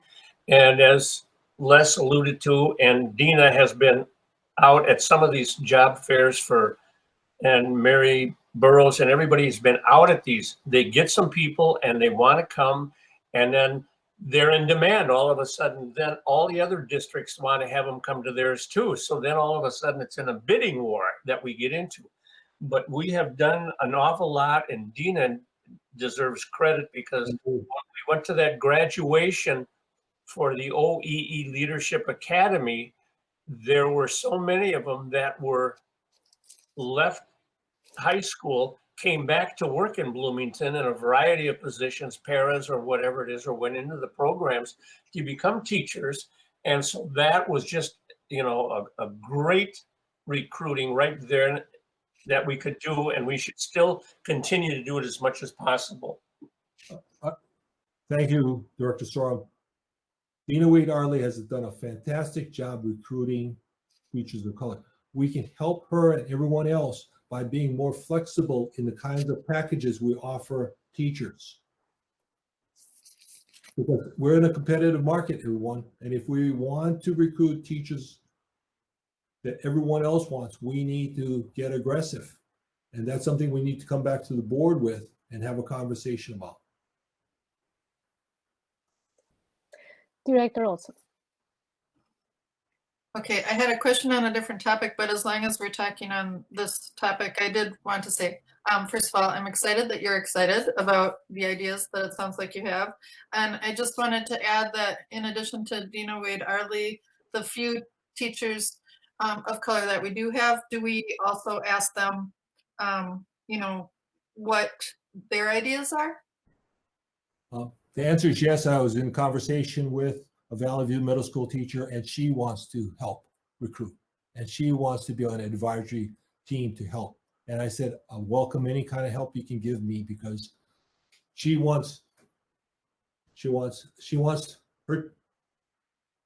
sees the need, and she sees the value about recruiting teachers of color, and she's willing to help. And I'm sure other teachers are ready to help. It sounds like you feel very positive about this, so that makes me feel, I feel positive as well. May I ask my other question, Director Corman? Okay. Yes, go ahead.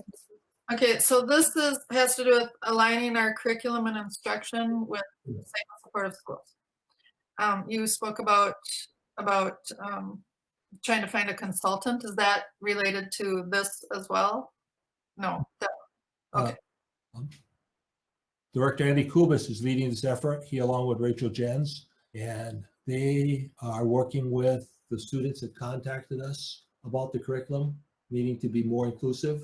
So they're meeting with them and they're explaining what we're doing, and hopefully we can get input from those students about, because they're fresh graduates, and they're giving us their perspective on how we can improve our curriculum.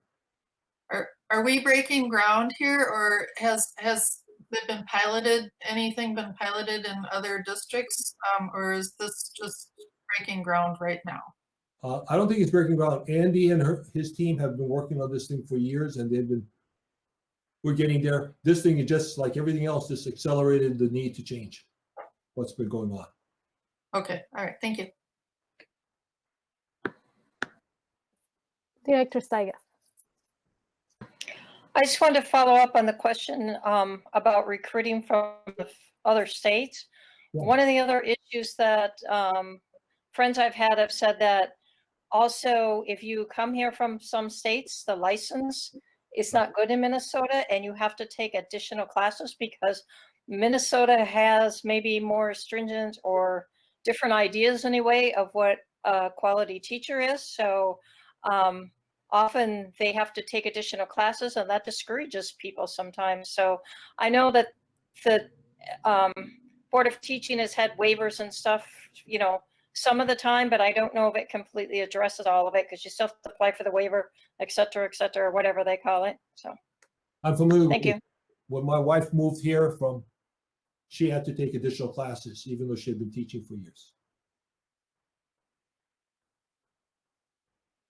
Director Starks.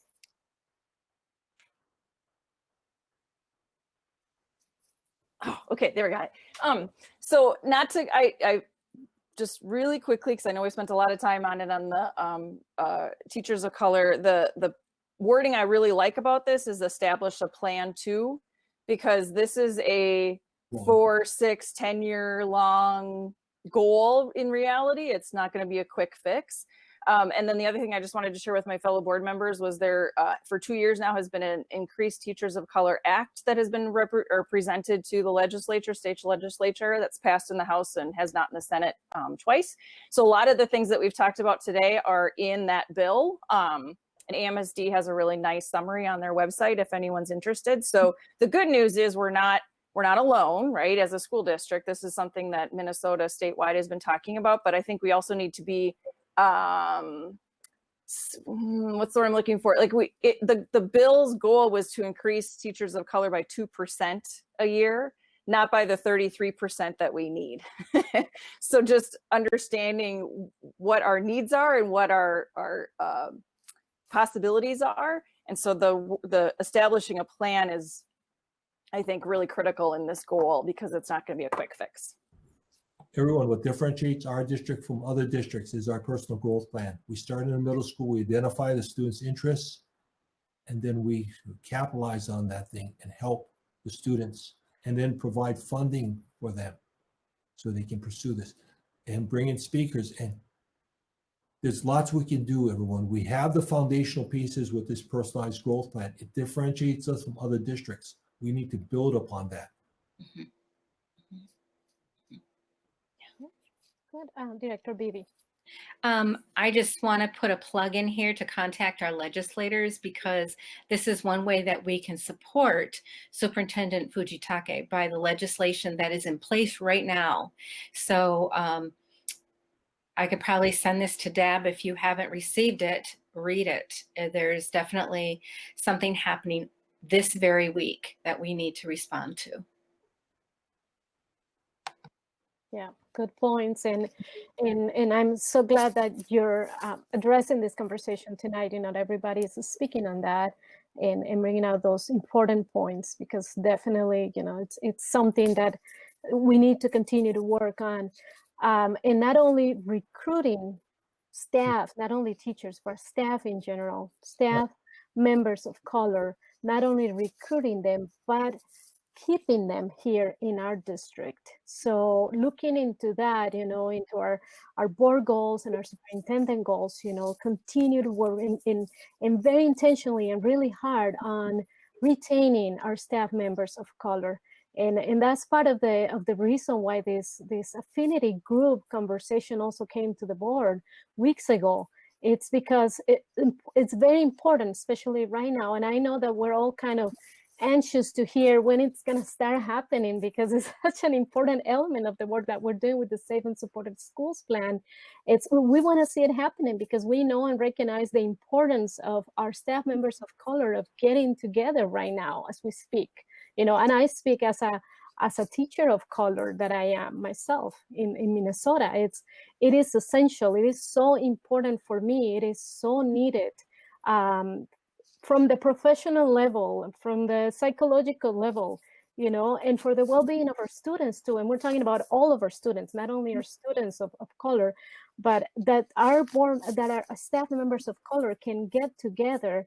For me, that is huge support, you know. And then not only, it's not only as a staff member, but as a board member too, when I am able to get together with other board members of color in Minnesota. So yeah, very important.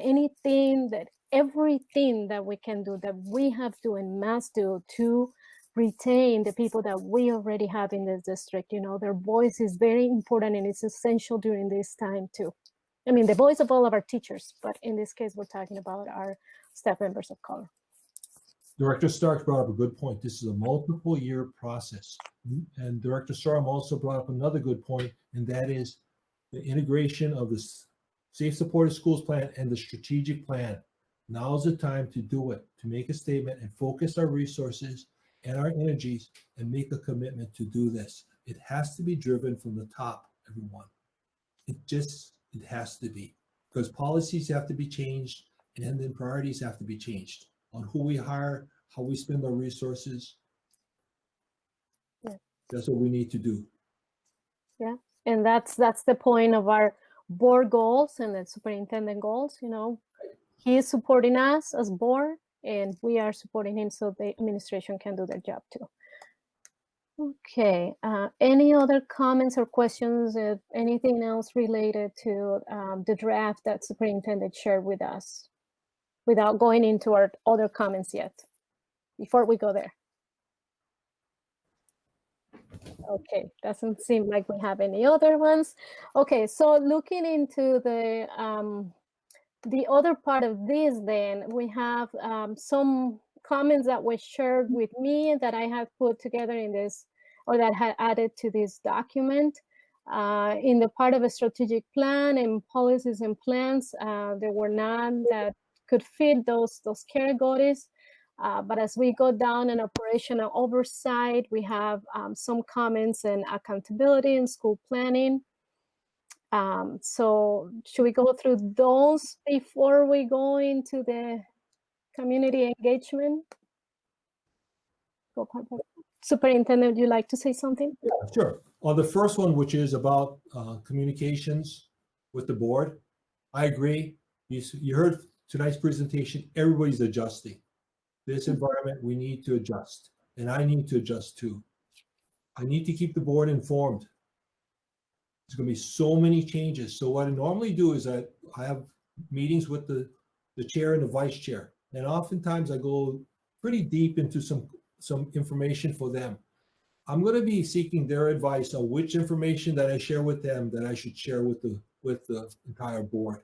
And I can take that and they can give me direction on, share that information, and they can help me give the level of information I should provide and what information I should provide.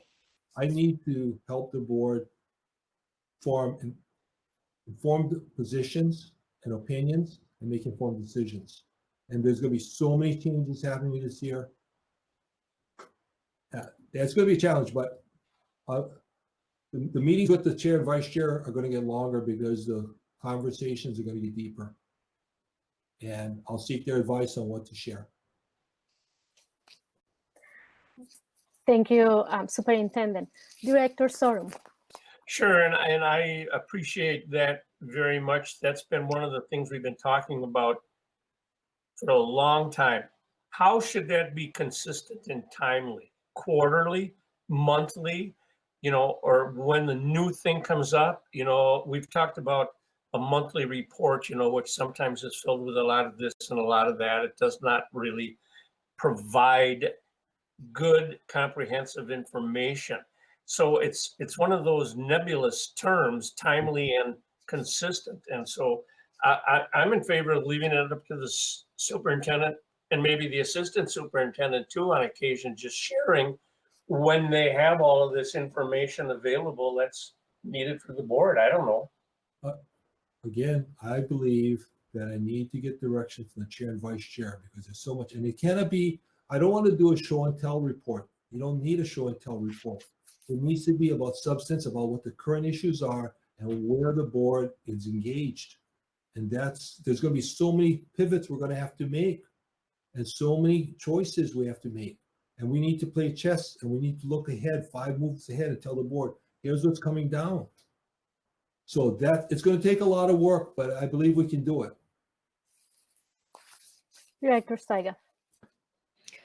Well, I was just going to say that the pattern that we've been following for years is the chair, the vice chair meet with the superintendent to plan every meeting, plan the agenda, etc. So I agree with your suggestion that that's a perfect time for the two of you to say, 9 of these 10 items we want you to share with the whole board. I mean, when you guys are meeting already, you can just have that conversation and we can get them just as frequently as you have the conversation would be my choice. Director Bennett.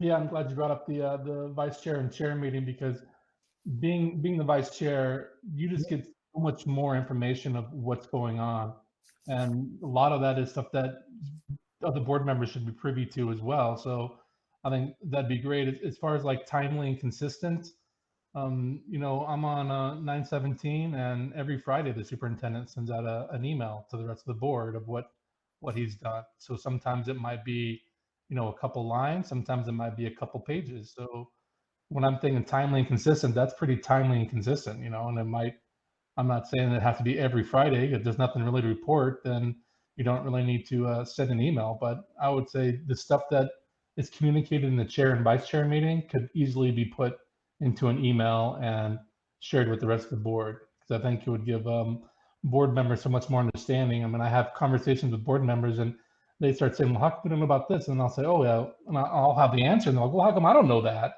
And really, they should know that as well. All the information the chair and vice chair get, the entire board should get. So if we can make that happen somehow, that would be awesome, because I'm only gonna get to be vice chair for another, you know, 5 months, unless you guys want to elect me for that again. So I won't be able to be part of those meetings that I enjoy so much. You have to shave first. Well, quarantine has to be over. This is the quarantine beard. It doesn't come down until this pandemic's gone. Oh, maybe that needs to be included in a goal too. Director Starks. So I just wanted to mention too, in this goal, as the superintendent mentioned back in, you know, one of the goals where you had establish a safe and supportive schools plan with emphasis on cultural proficiency, and then you mentioned the 4 things were actually other cabinet members' jobs. The communication doesn't necessarily even have to come from the superintendent. It could come from Executive Director Kubis or whoever is. I'm sorry, you're in my bottom left corner here, so hi. And so, you know, just whoever is most involved in whatever happens, right? I think would be fine too. So, because I'm careful that this is a big lift right now as is, and so I don't necessarily, I don't have any desire to add more to your plate, but just more communication. So whether that comes from you or from somewhere else, it's, I think, great. And I appreciate that, Director Starks. And I think you've seen over the past couple of months more and more communications coming directly from cabinet members. They all get channeled through Deb, and I think we should maintain that, because have Deb triage the messaging and make sure it gets out. But you're going to see, so I agree with you. I appreciate that. And I'm going to call upon my teammates to help out with communications. Any other comments about that? Because my philosophy is they're doing the work, they should share the work that they're doing, and they get the credit for the work. Thank you, Superintendent. Well, and in regards to that, I also want to once again to remind all of us the type of time that we're living in right now, and the challenges that it presents, and how, you know, the amount of work that it has brought with it. I mean, COVID didn't come alone. It really came with a lot of stuff, and you know, totally changed our lives as we live them every single day. So keep that in mind as we move forward through this year, or the next year, and we're looking at these goals and the type of communication the superintendent and administration has with us. Keeping in mind that this is a time when there's a lot of work, extra work administration is doing. There's a lot of extra work that we are doing, and there's a lot of different things that are coming that are related to social unrest too. So as you well know, the COVID-19 situation and the planning to come back and in the school in the fall, it's not the only thing that we have in our plate. You know, we have a lot of additional things that are out there. And in addition to that, you know, the different plans and the development of those plans too. And we're talking about our resolution, our board goals. I mean, there's a lot of different elements too. It's a lot of different things. And, you know, the universe might surprise us with something new or different once we start school too. So we just don't know. So I also want to thank Superintendent Fujitaki and the administration too for the kind of information that we have been provided during this difficult time as well. I noticed that there has been intentional extra work put into keeping us informed as much as they have been able to. And yeah, being the chair or being the vice chair provides an extra sort of a privilege in being able to have those direct communications or with the superintendent and quick communications. But I have also, and I hope that you will let me know if I need to do a better job at that, but I'm trying to also share with you as much as I'm able to, and in the right time, because sometimes we might know that there's something going on, but we know that it's going to change in the next couple of days. So sometimes I think, okay, maybe I should just give it another couple of days before I share with my board colleagues. And so I like to wait and sometimes even get more information before I even communicate with you, so I can get you broader perspective on things. And so I have shared with you things and events, the things that I have done or conversations that I have had with the superintendent. Those 2 charging documents that you received a couple of weeks ago as a result of that. So you are in the loop as much as it is possible within time, and things changing all the time. And so you have there. So let me know if you need more. Sometimes I know you have questions. Please feel free to email me or call me. You know, I'm happy to talk to you. Or if you need something else that you need more communication from the superintendent or the administration, you can also go my way, and then I can communicate those concerns or questions to the rest of the superintendent and his administration. The other thing is, as much as they're doing the work of providing communication, information, or developing whatever they're doing during the week that relates to their job, we also have a commitment that we have made as board members. So we also have the job and their responsibility to stay informed, you know, to look for the information, to look at our emails, to ask the questions, to look to the right person in the administration to ask the questions before we come together to make decisions.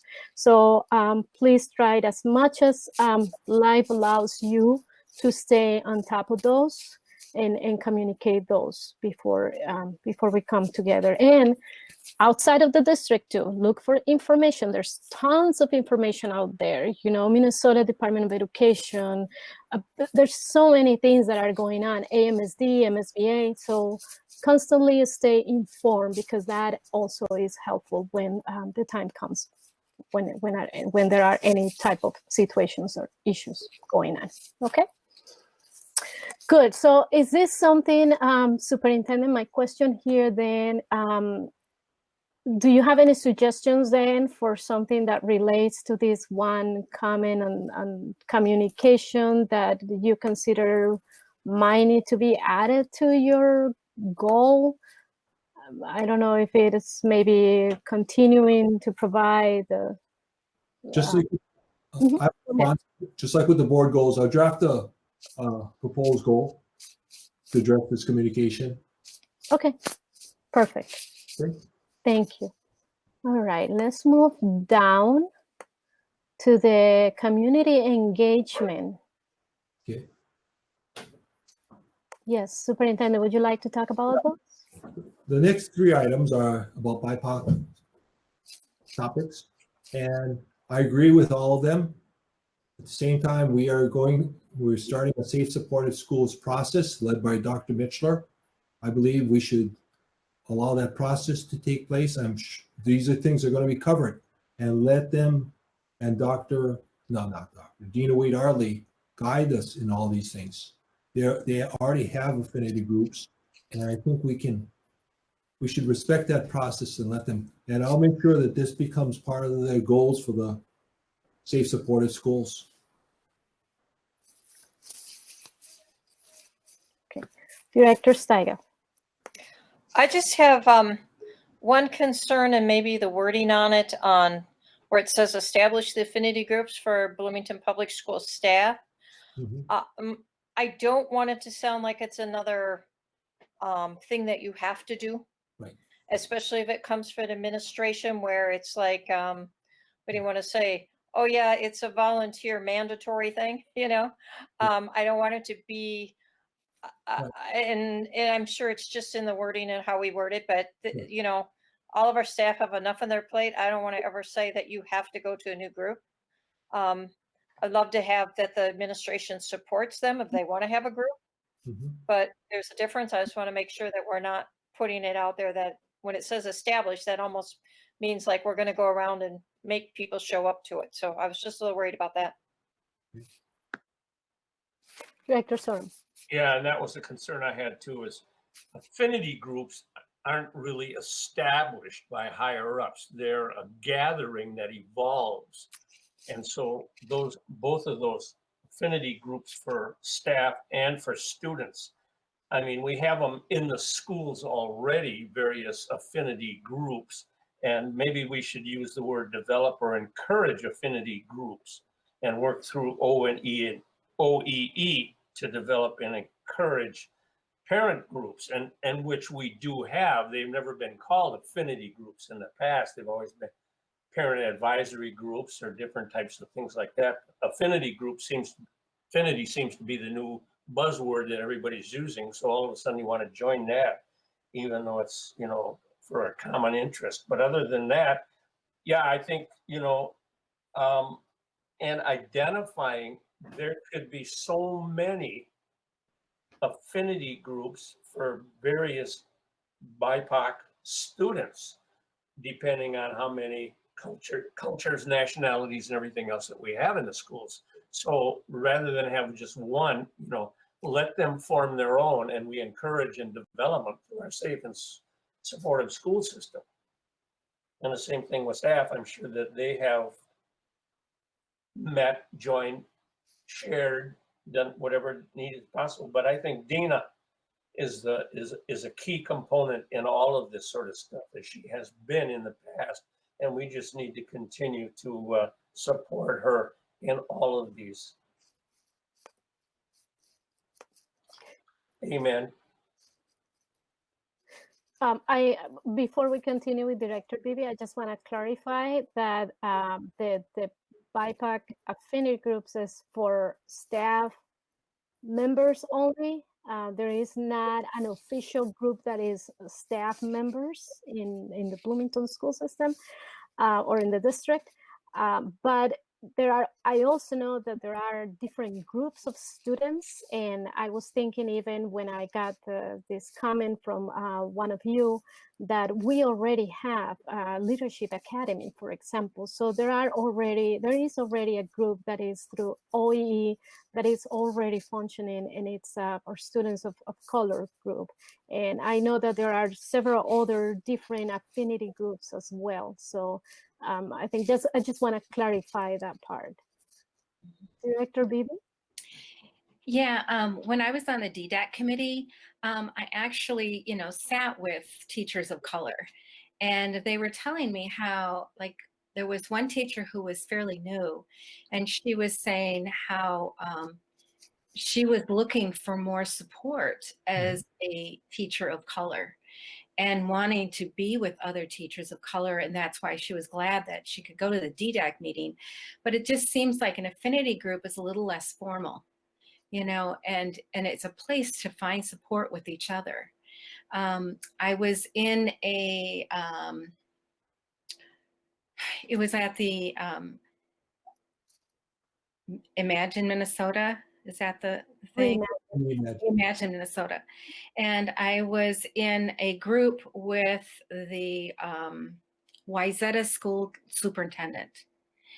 And he was sharing about their affinity groups and what they did. And I went, wow, we need to bring that to Bloomington, because I didn't know what we have going. And now also, after the comments that I heard from the teachers of color, I thought, I think there needs to be more support around them where they can just be together. Affinity is another word for like-minded, you know, sharing a same heart for one another. And I think when you look at that, it's a little bit maybe more than what we've said by just people gathering or just having a committee. It's where you enjoy being together because you receive support through it and you are encouraged.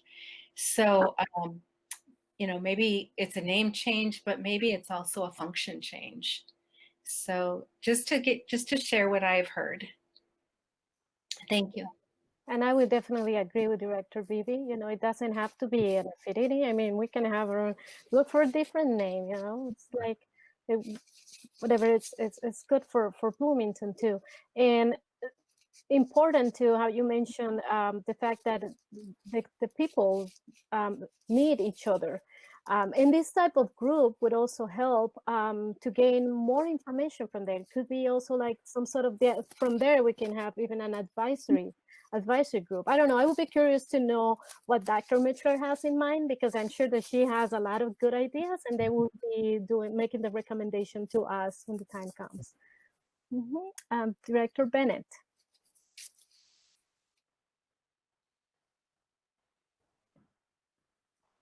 Okay, sorry.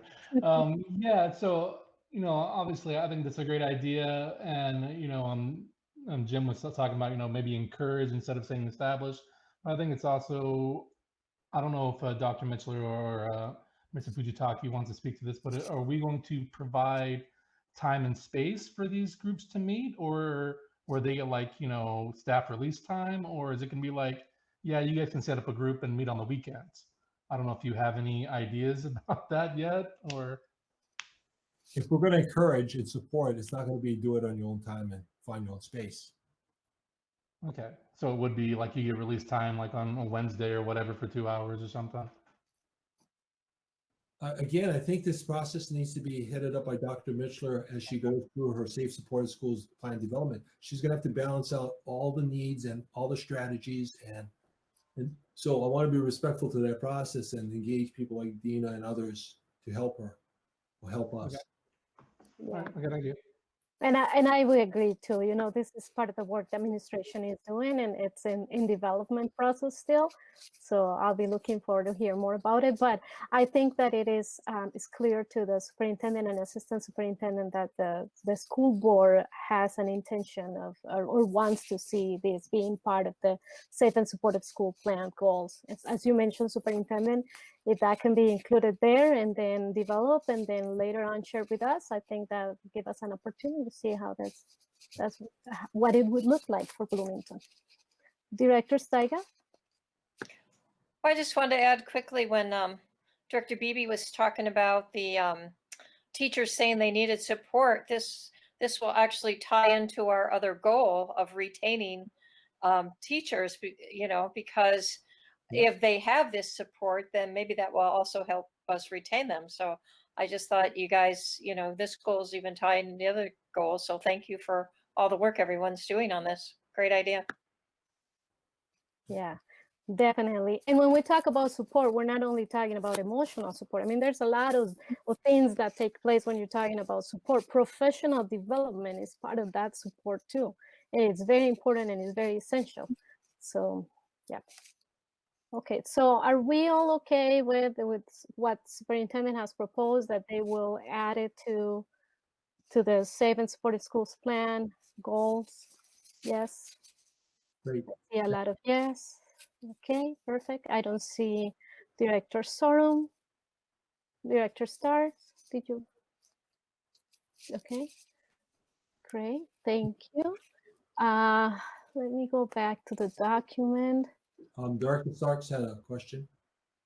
Go ahead, Director. Well, Chair Corman might be answering my questions, so I'm going to wait for a minute.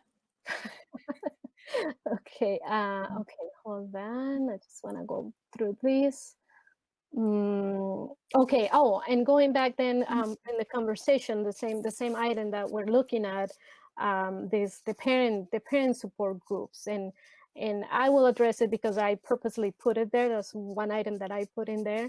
And the reason why I did it was because we already have parent committees or parent groups in the district, but I don't know how strong they are at this point. I know PTA is very strong, but when it comes to our underrepresented communities, we have the Somali Parent Network, but I am not sure, I don't know, maybe you can provide more information later on, not right now, of how that it's going. Are they still meeting? Then we used to have the Latino Family Association. That group is not longer meeting in the district. And I think it's very important that we go back and revisit this group and encourage parents to rejoin. I know many of their members, including their president, their kids either left the school or graduated, so they're not longer part of it. And then I don't know if there's opportunities for other parent groups. So the reason why I wanted to bring it up. Superintendent? If any time we need to reach out and strengthen our relationship with people, it's now. We need to listen to them and give them our time. Again, this is time, but I believe we need to do this, everyone. They're looking for where they fit and whether they're being accepted and recognized and respected. And we need to find the time, everyone. And sometimes it's going to take the help of the school board on some of this. Attending their meetings, showing that we're interested in listening to what they have to say. So again, this is something we need to work on. And we have an equity plan. This should all be part of the equity plan. We need to revisit that plan with Dr. Mitchler and Dina to work on this thing together. Okay. Now's the time to do it, everyone. And this will fit right into our strategic planning, safe, supportive schools process. I guarantee you, we can always reference that when we do this updating of our strategic plan. So we need to do this. Okay, so can we then assume that that item would also be like the other groups? Yes. Included in the Safe and Supportive Schools plan so that we can see it? Right. Okay. Is everybody okay with that? I see a lot of yes. Okay. So we might continue. Oh, Dr. Mitchler, what you're gonna say something? You good? Okay. All right. Let's. I think Board Member Olson has a question? Oh, okay. Go ahead. I'm trying to mention that there is a group called Bloomington Together, which I have been to some meetings, and that is something that that I would love to maybe a few of us could go to those meetings, and that is a good way to reach out to this community of parents that we're talking about. Director Olson, would you mind sharing that information through an email with us, the rest of the board? Sure. Thank you. Okay, so going down, so going down in the list, does anybody have any, or Superintendent, do you have, yeah, go ahead, Superintendent. One thing about everyone, my mindset in the past has always been that the highest and best use of my time was strategizing, coming up with business plans and things like that. Things have changed, everyone. The highest and best use of my time is helping people need support, students and staff when they come back. That's going to be the highest. It's a reprioritization. Everybody's shifting, everybody's adapting. I need to adapt, I need to adjust. And I don't regret what he did. I think that was the highest and best use of my time in the past. It's not the future, everyone. There needs to be a little more balance. I still need to do that other strategic work and the legislative work at the same time. Need leadership, the relationship stuff. I need to go out there. People need support. People need help. So I need to go out there and do that. So that's my commitment.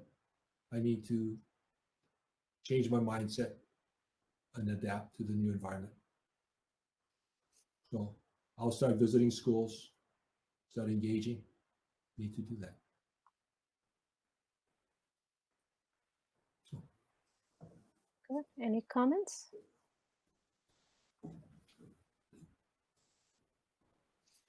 Director Olson?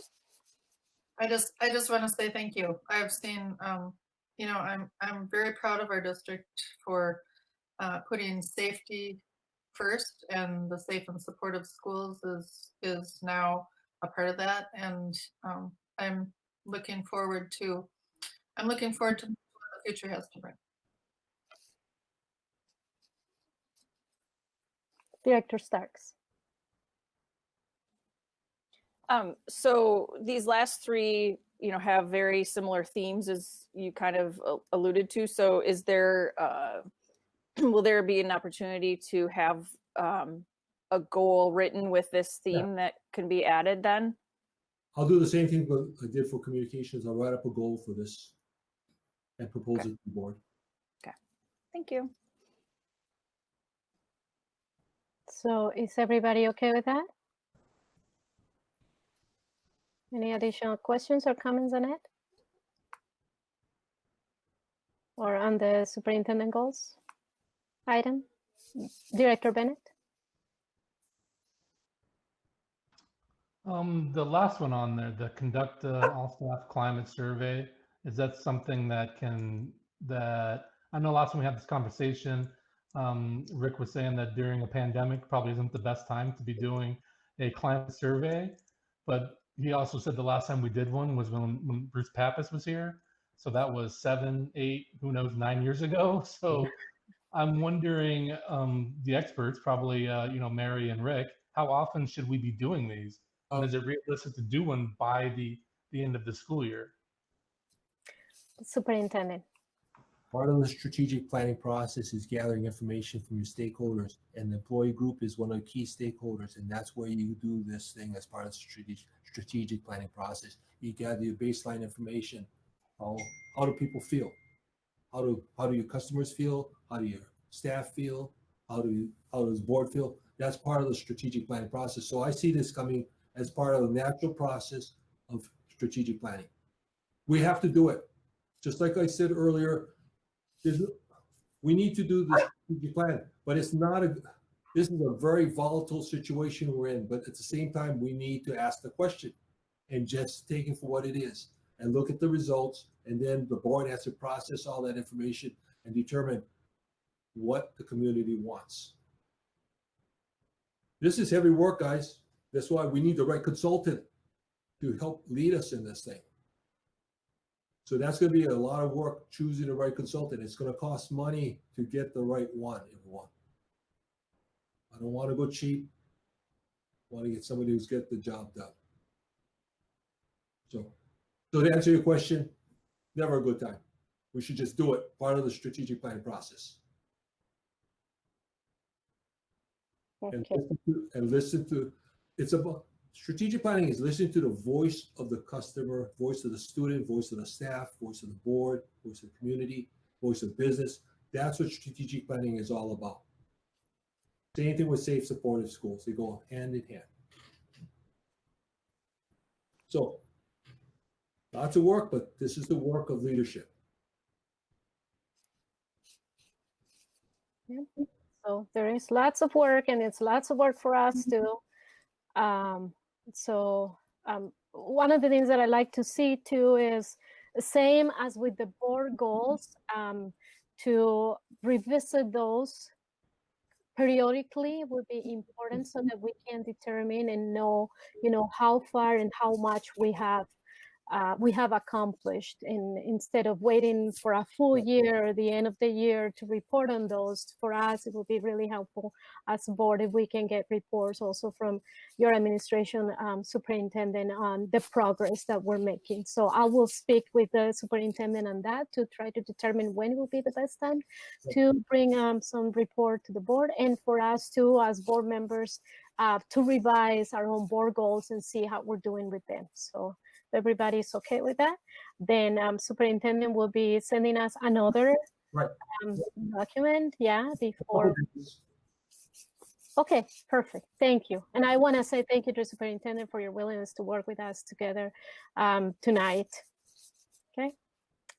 Anything else, anyone, before we finish our meeting? I want to close with this. If any time we have to show model for the organizational culture, it's now. Teamwork, everyone. We have to show this because everybody's watching us and how we behave and how we help each other out. is going to shape the culture of our organization. And part of strategic planning is key. You talk about the organizational culture. And if anytime we need leadership and teamwork, it's now. Correct. And we have over 10,000 kids that are depending on it. So that's why.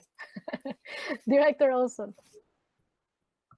I was just thinking, and Superintendent Fujitaki, it sounds like you did bring this up, but when Director Bennett suggested the climate survey, I thought that I was thinking a lot about that. And as much as a climate survey, or instead of a climate survey, or in addition to just having an input opportunity for teachers, because they have so many ideas, they're working right with the kids.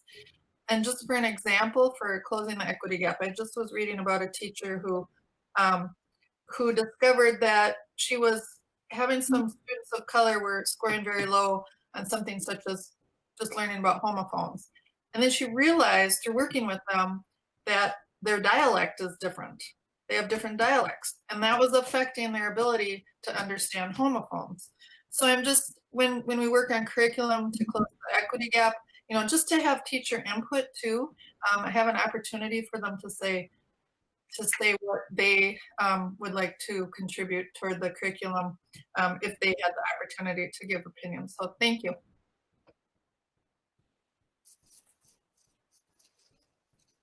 Superintendent? No, that's No? it. Thank you very much. All right. Yeah, thank you. Well, it's important to hear different perspective, voices, and stakeholders, as yeah. Okay, well, I think we're at the end of the meeting now. If there's nothing else, then we will we'll see you next time. So this meeting has come to an end. Thank you. Oh, Director Sorum, you have another question? I'm sorry, I was just curious about tomorrow night now. We do not participate tomorrow night in that, right? Correct. It's going to be the presenters who are doing this tonight, but we can join in whatever format is available to us. Superintendent. Okay. I have a draft calendar from now to the start of school every day. And I'm going to lay out what all the significant events are coming up in front of us. The board needs to know that. You need to know when we're going to make decisions. For example, Jake talked about childcare. When is registration? We need to target a date. So when people ask you, when do we get to sign up? Target date's going to be there. When are you going to see Jake's plan for childcare? That has to be targeted. So you can already know when am I going to get the answer to that. I'm laying out the calendar. It's going to be all there. It's going to vibrate, everyone. But we need to lay all that out for you so you can see when like tonight, John Weiser said online registration starts on July 15th, closes on July 31st. It all needs to be on a handy sheet that you can just pull out there and just say, okay, fine, it's on this date. This is what's going to happen. And then when are we going to make the final decision? I think on August 11th is when Rick Coffin has scheduled another community engagement event. I'm targeting that date. That's a few days after the 29th when the rules come out from MDE. So maybe tomorrow I'll have the calendar somewhat populated. So at least then you guys can see the format I'm looking at and you guys can give feedback whether that's helpful or not. Okay? Because right now you need to see that roadmap. Okay. Thank you. And I have seen, I think it was Director Steiger was raising her hand. I don't have a question. I just wanted to, as we're wrapping up, thank all of my board colleagues.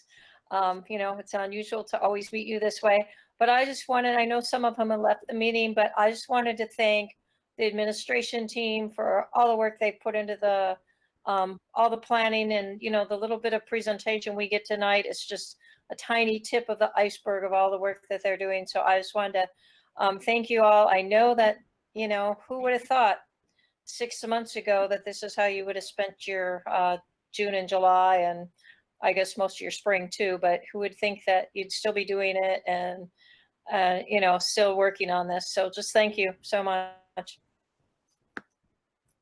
Superintendent? I attend conference calls with other superintendents, and I leave every meeting proud of our team.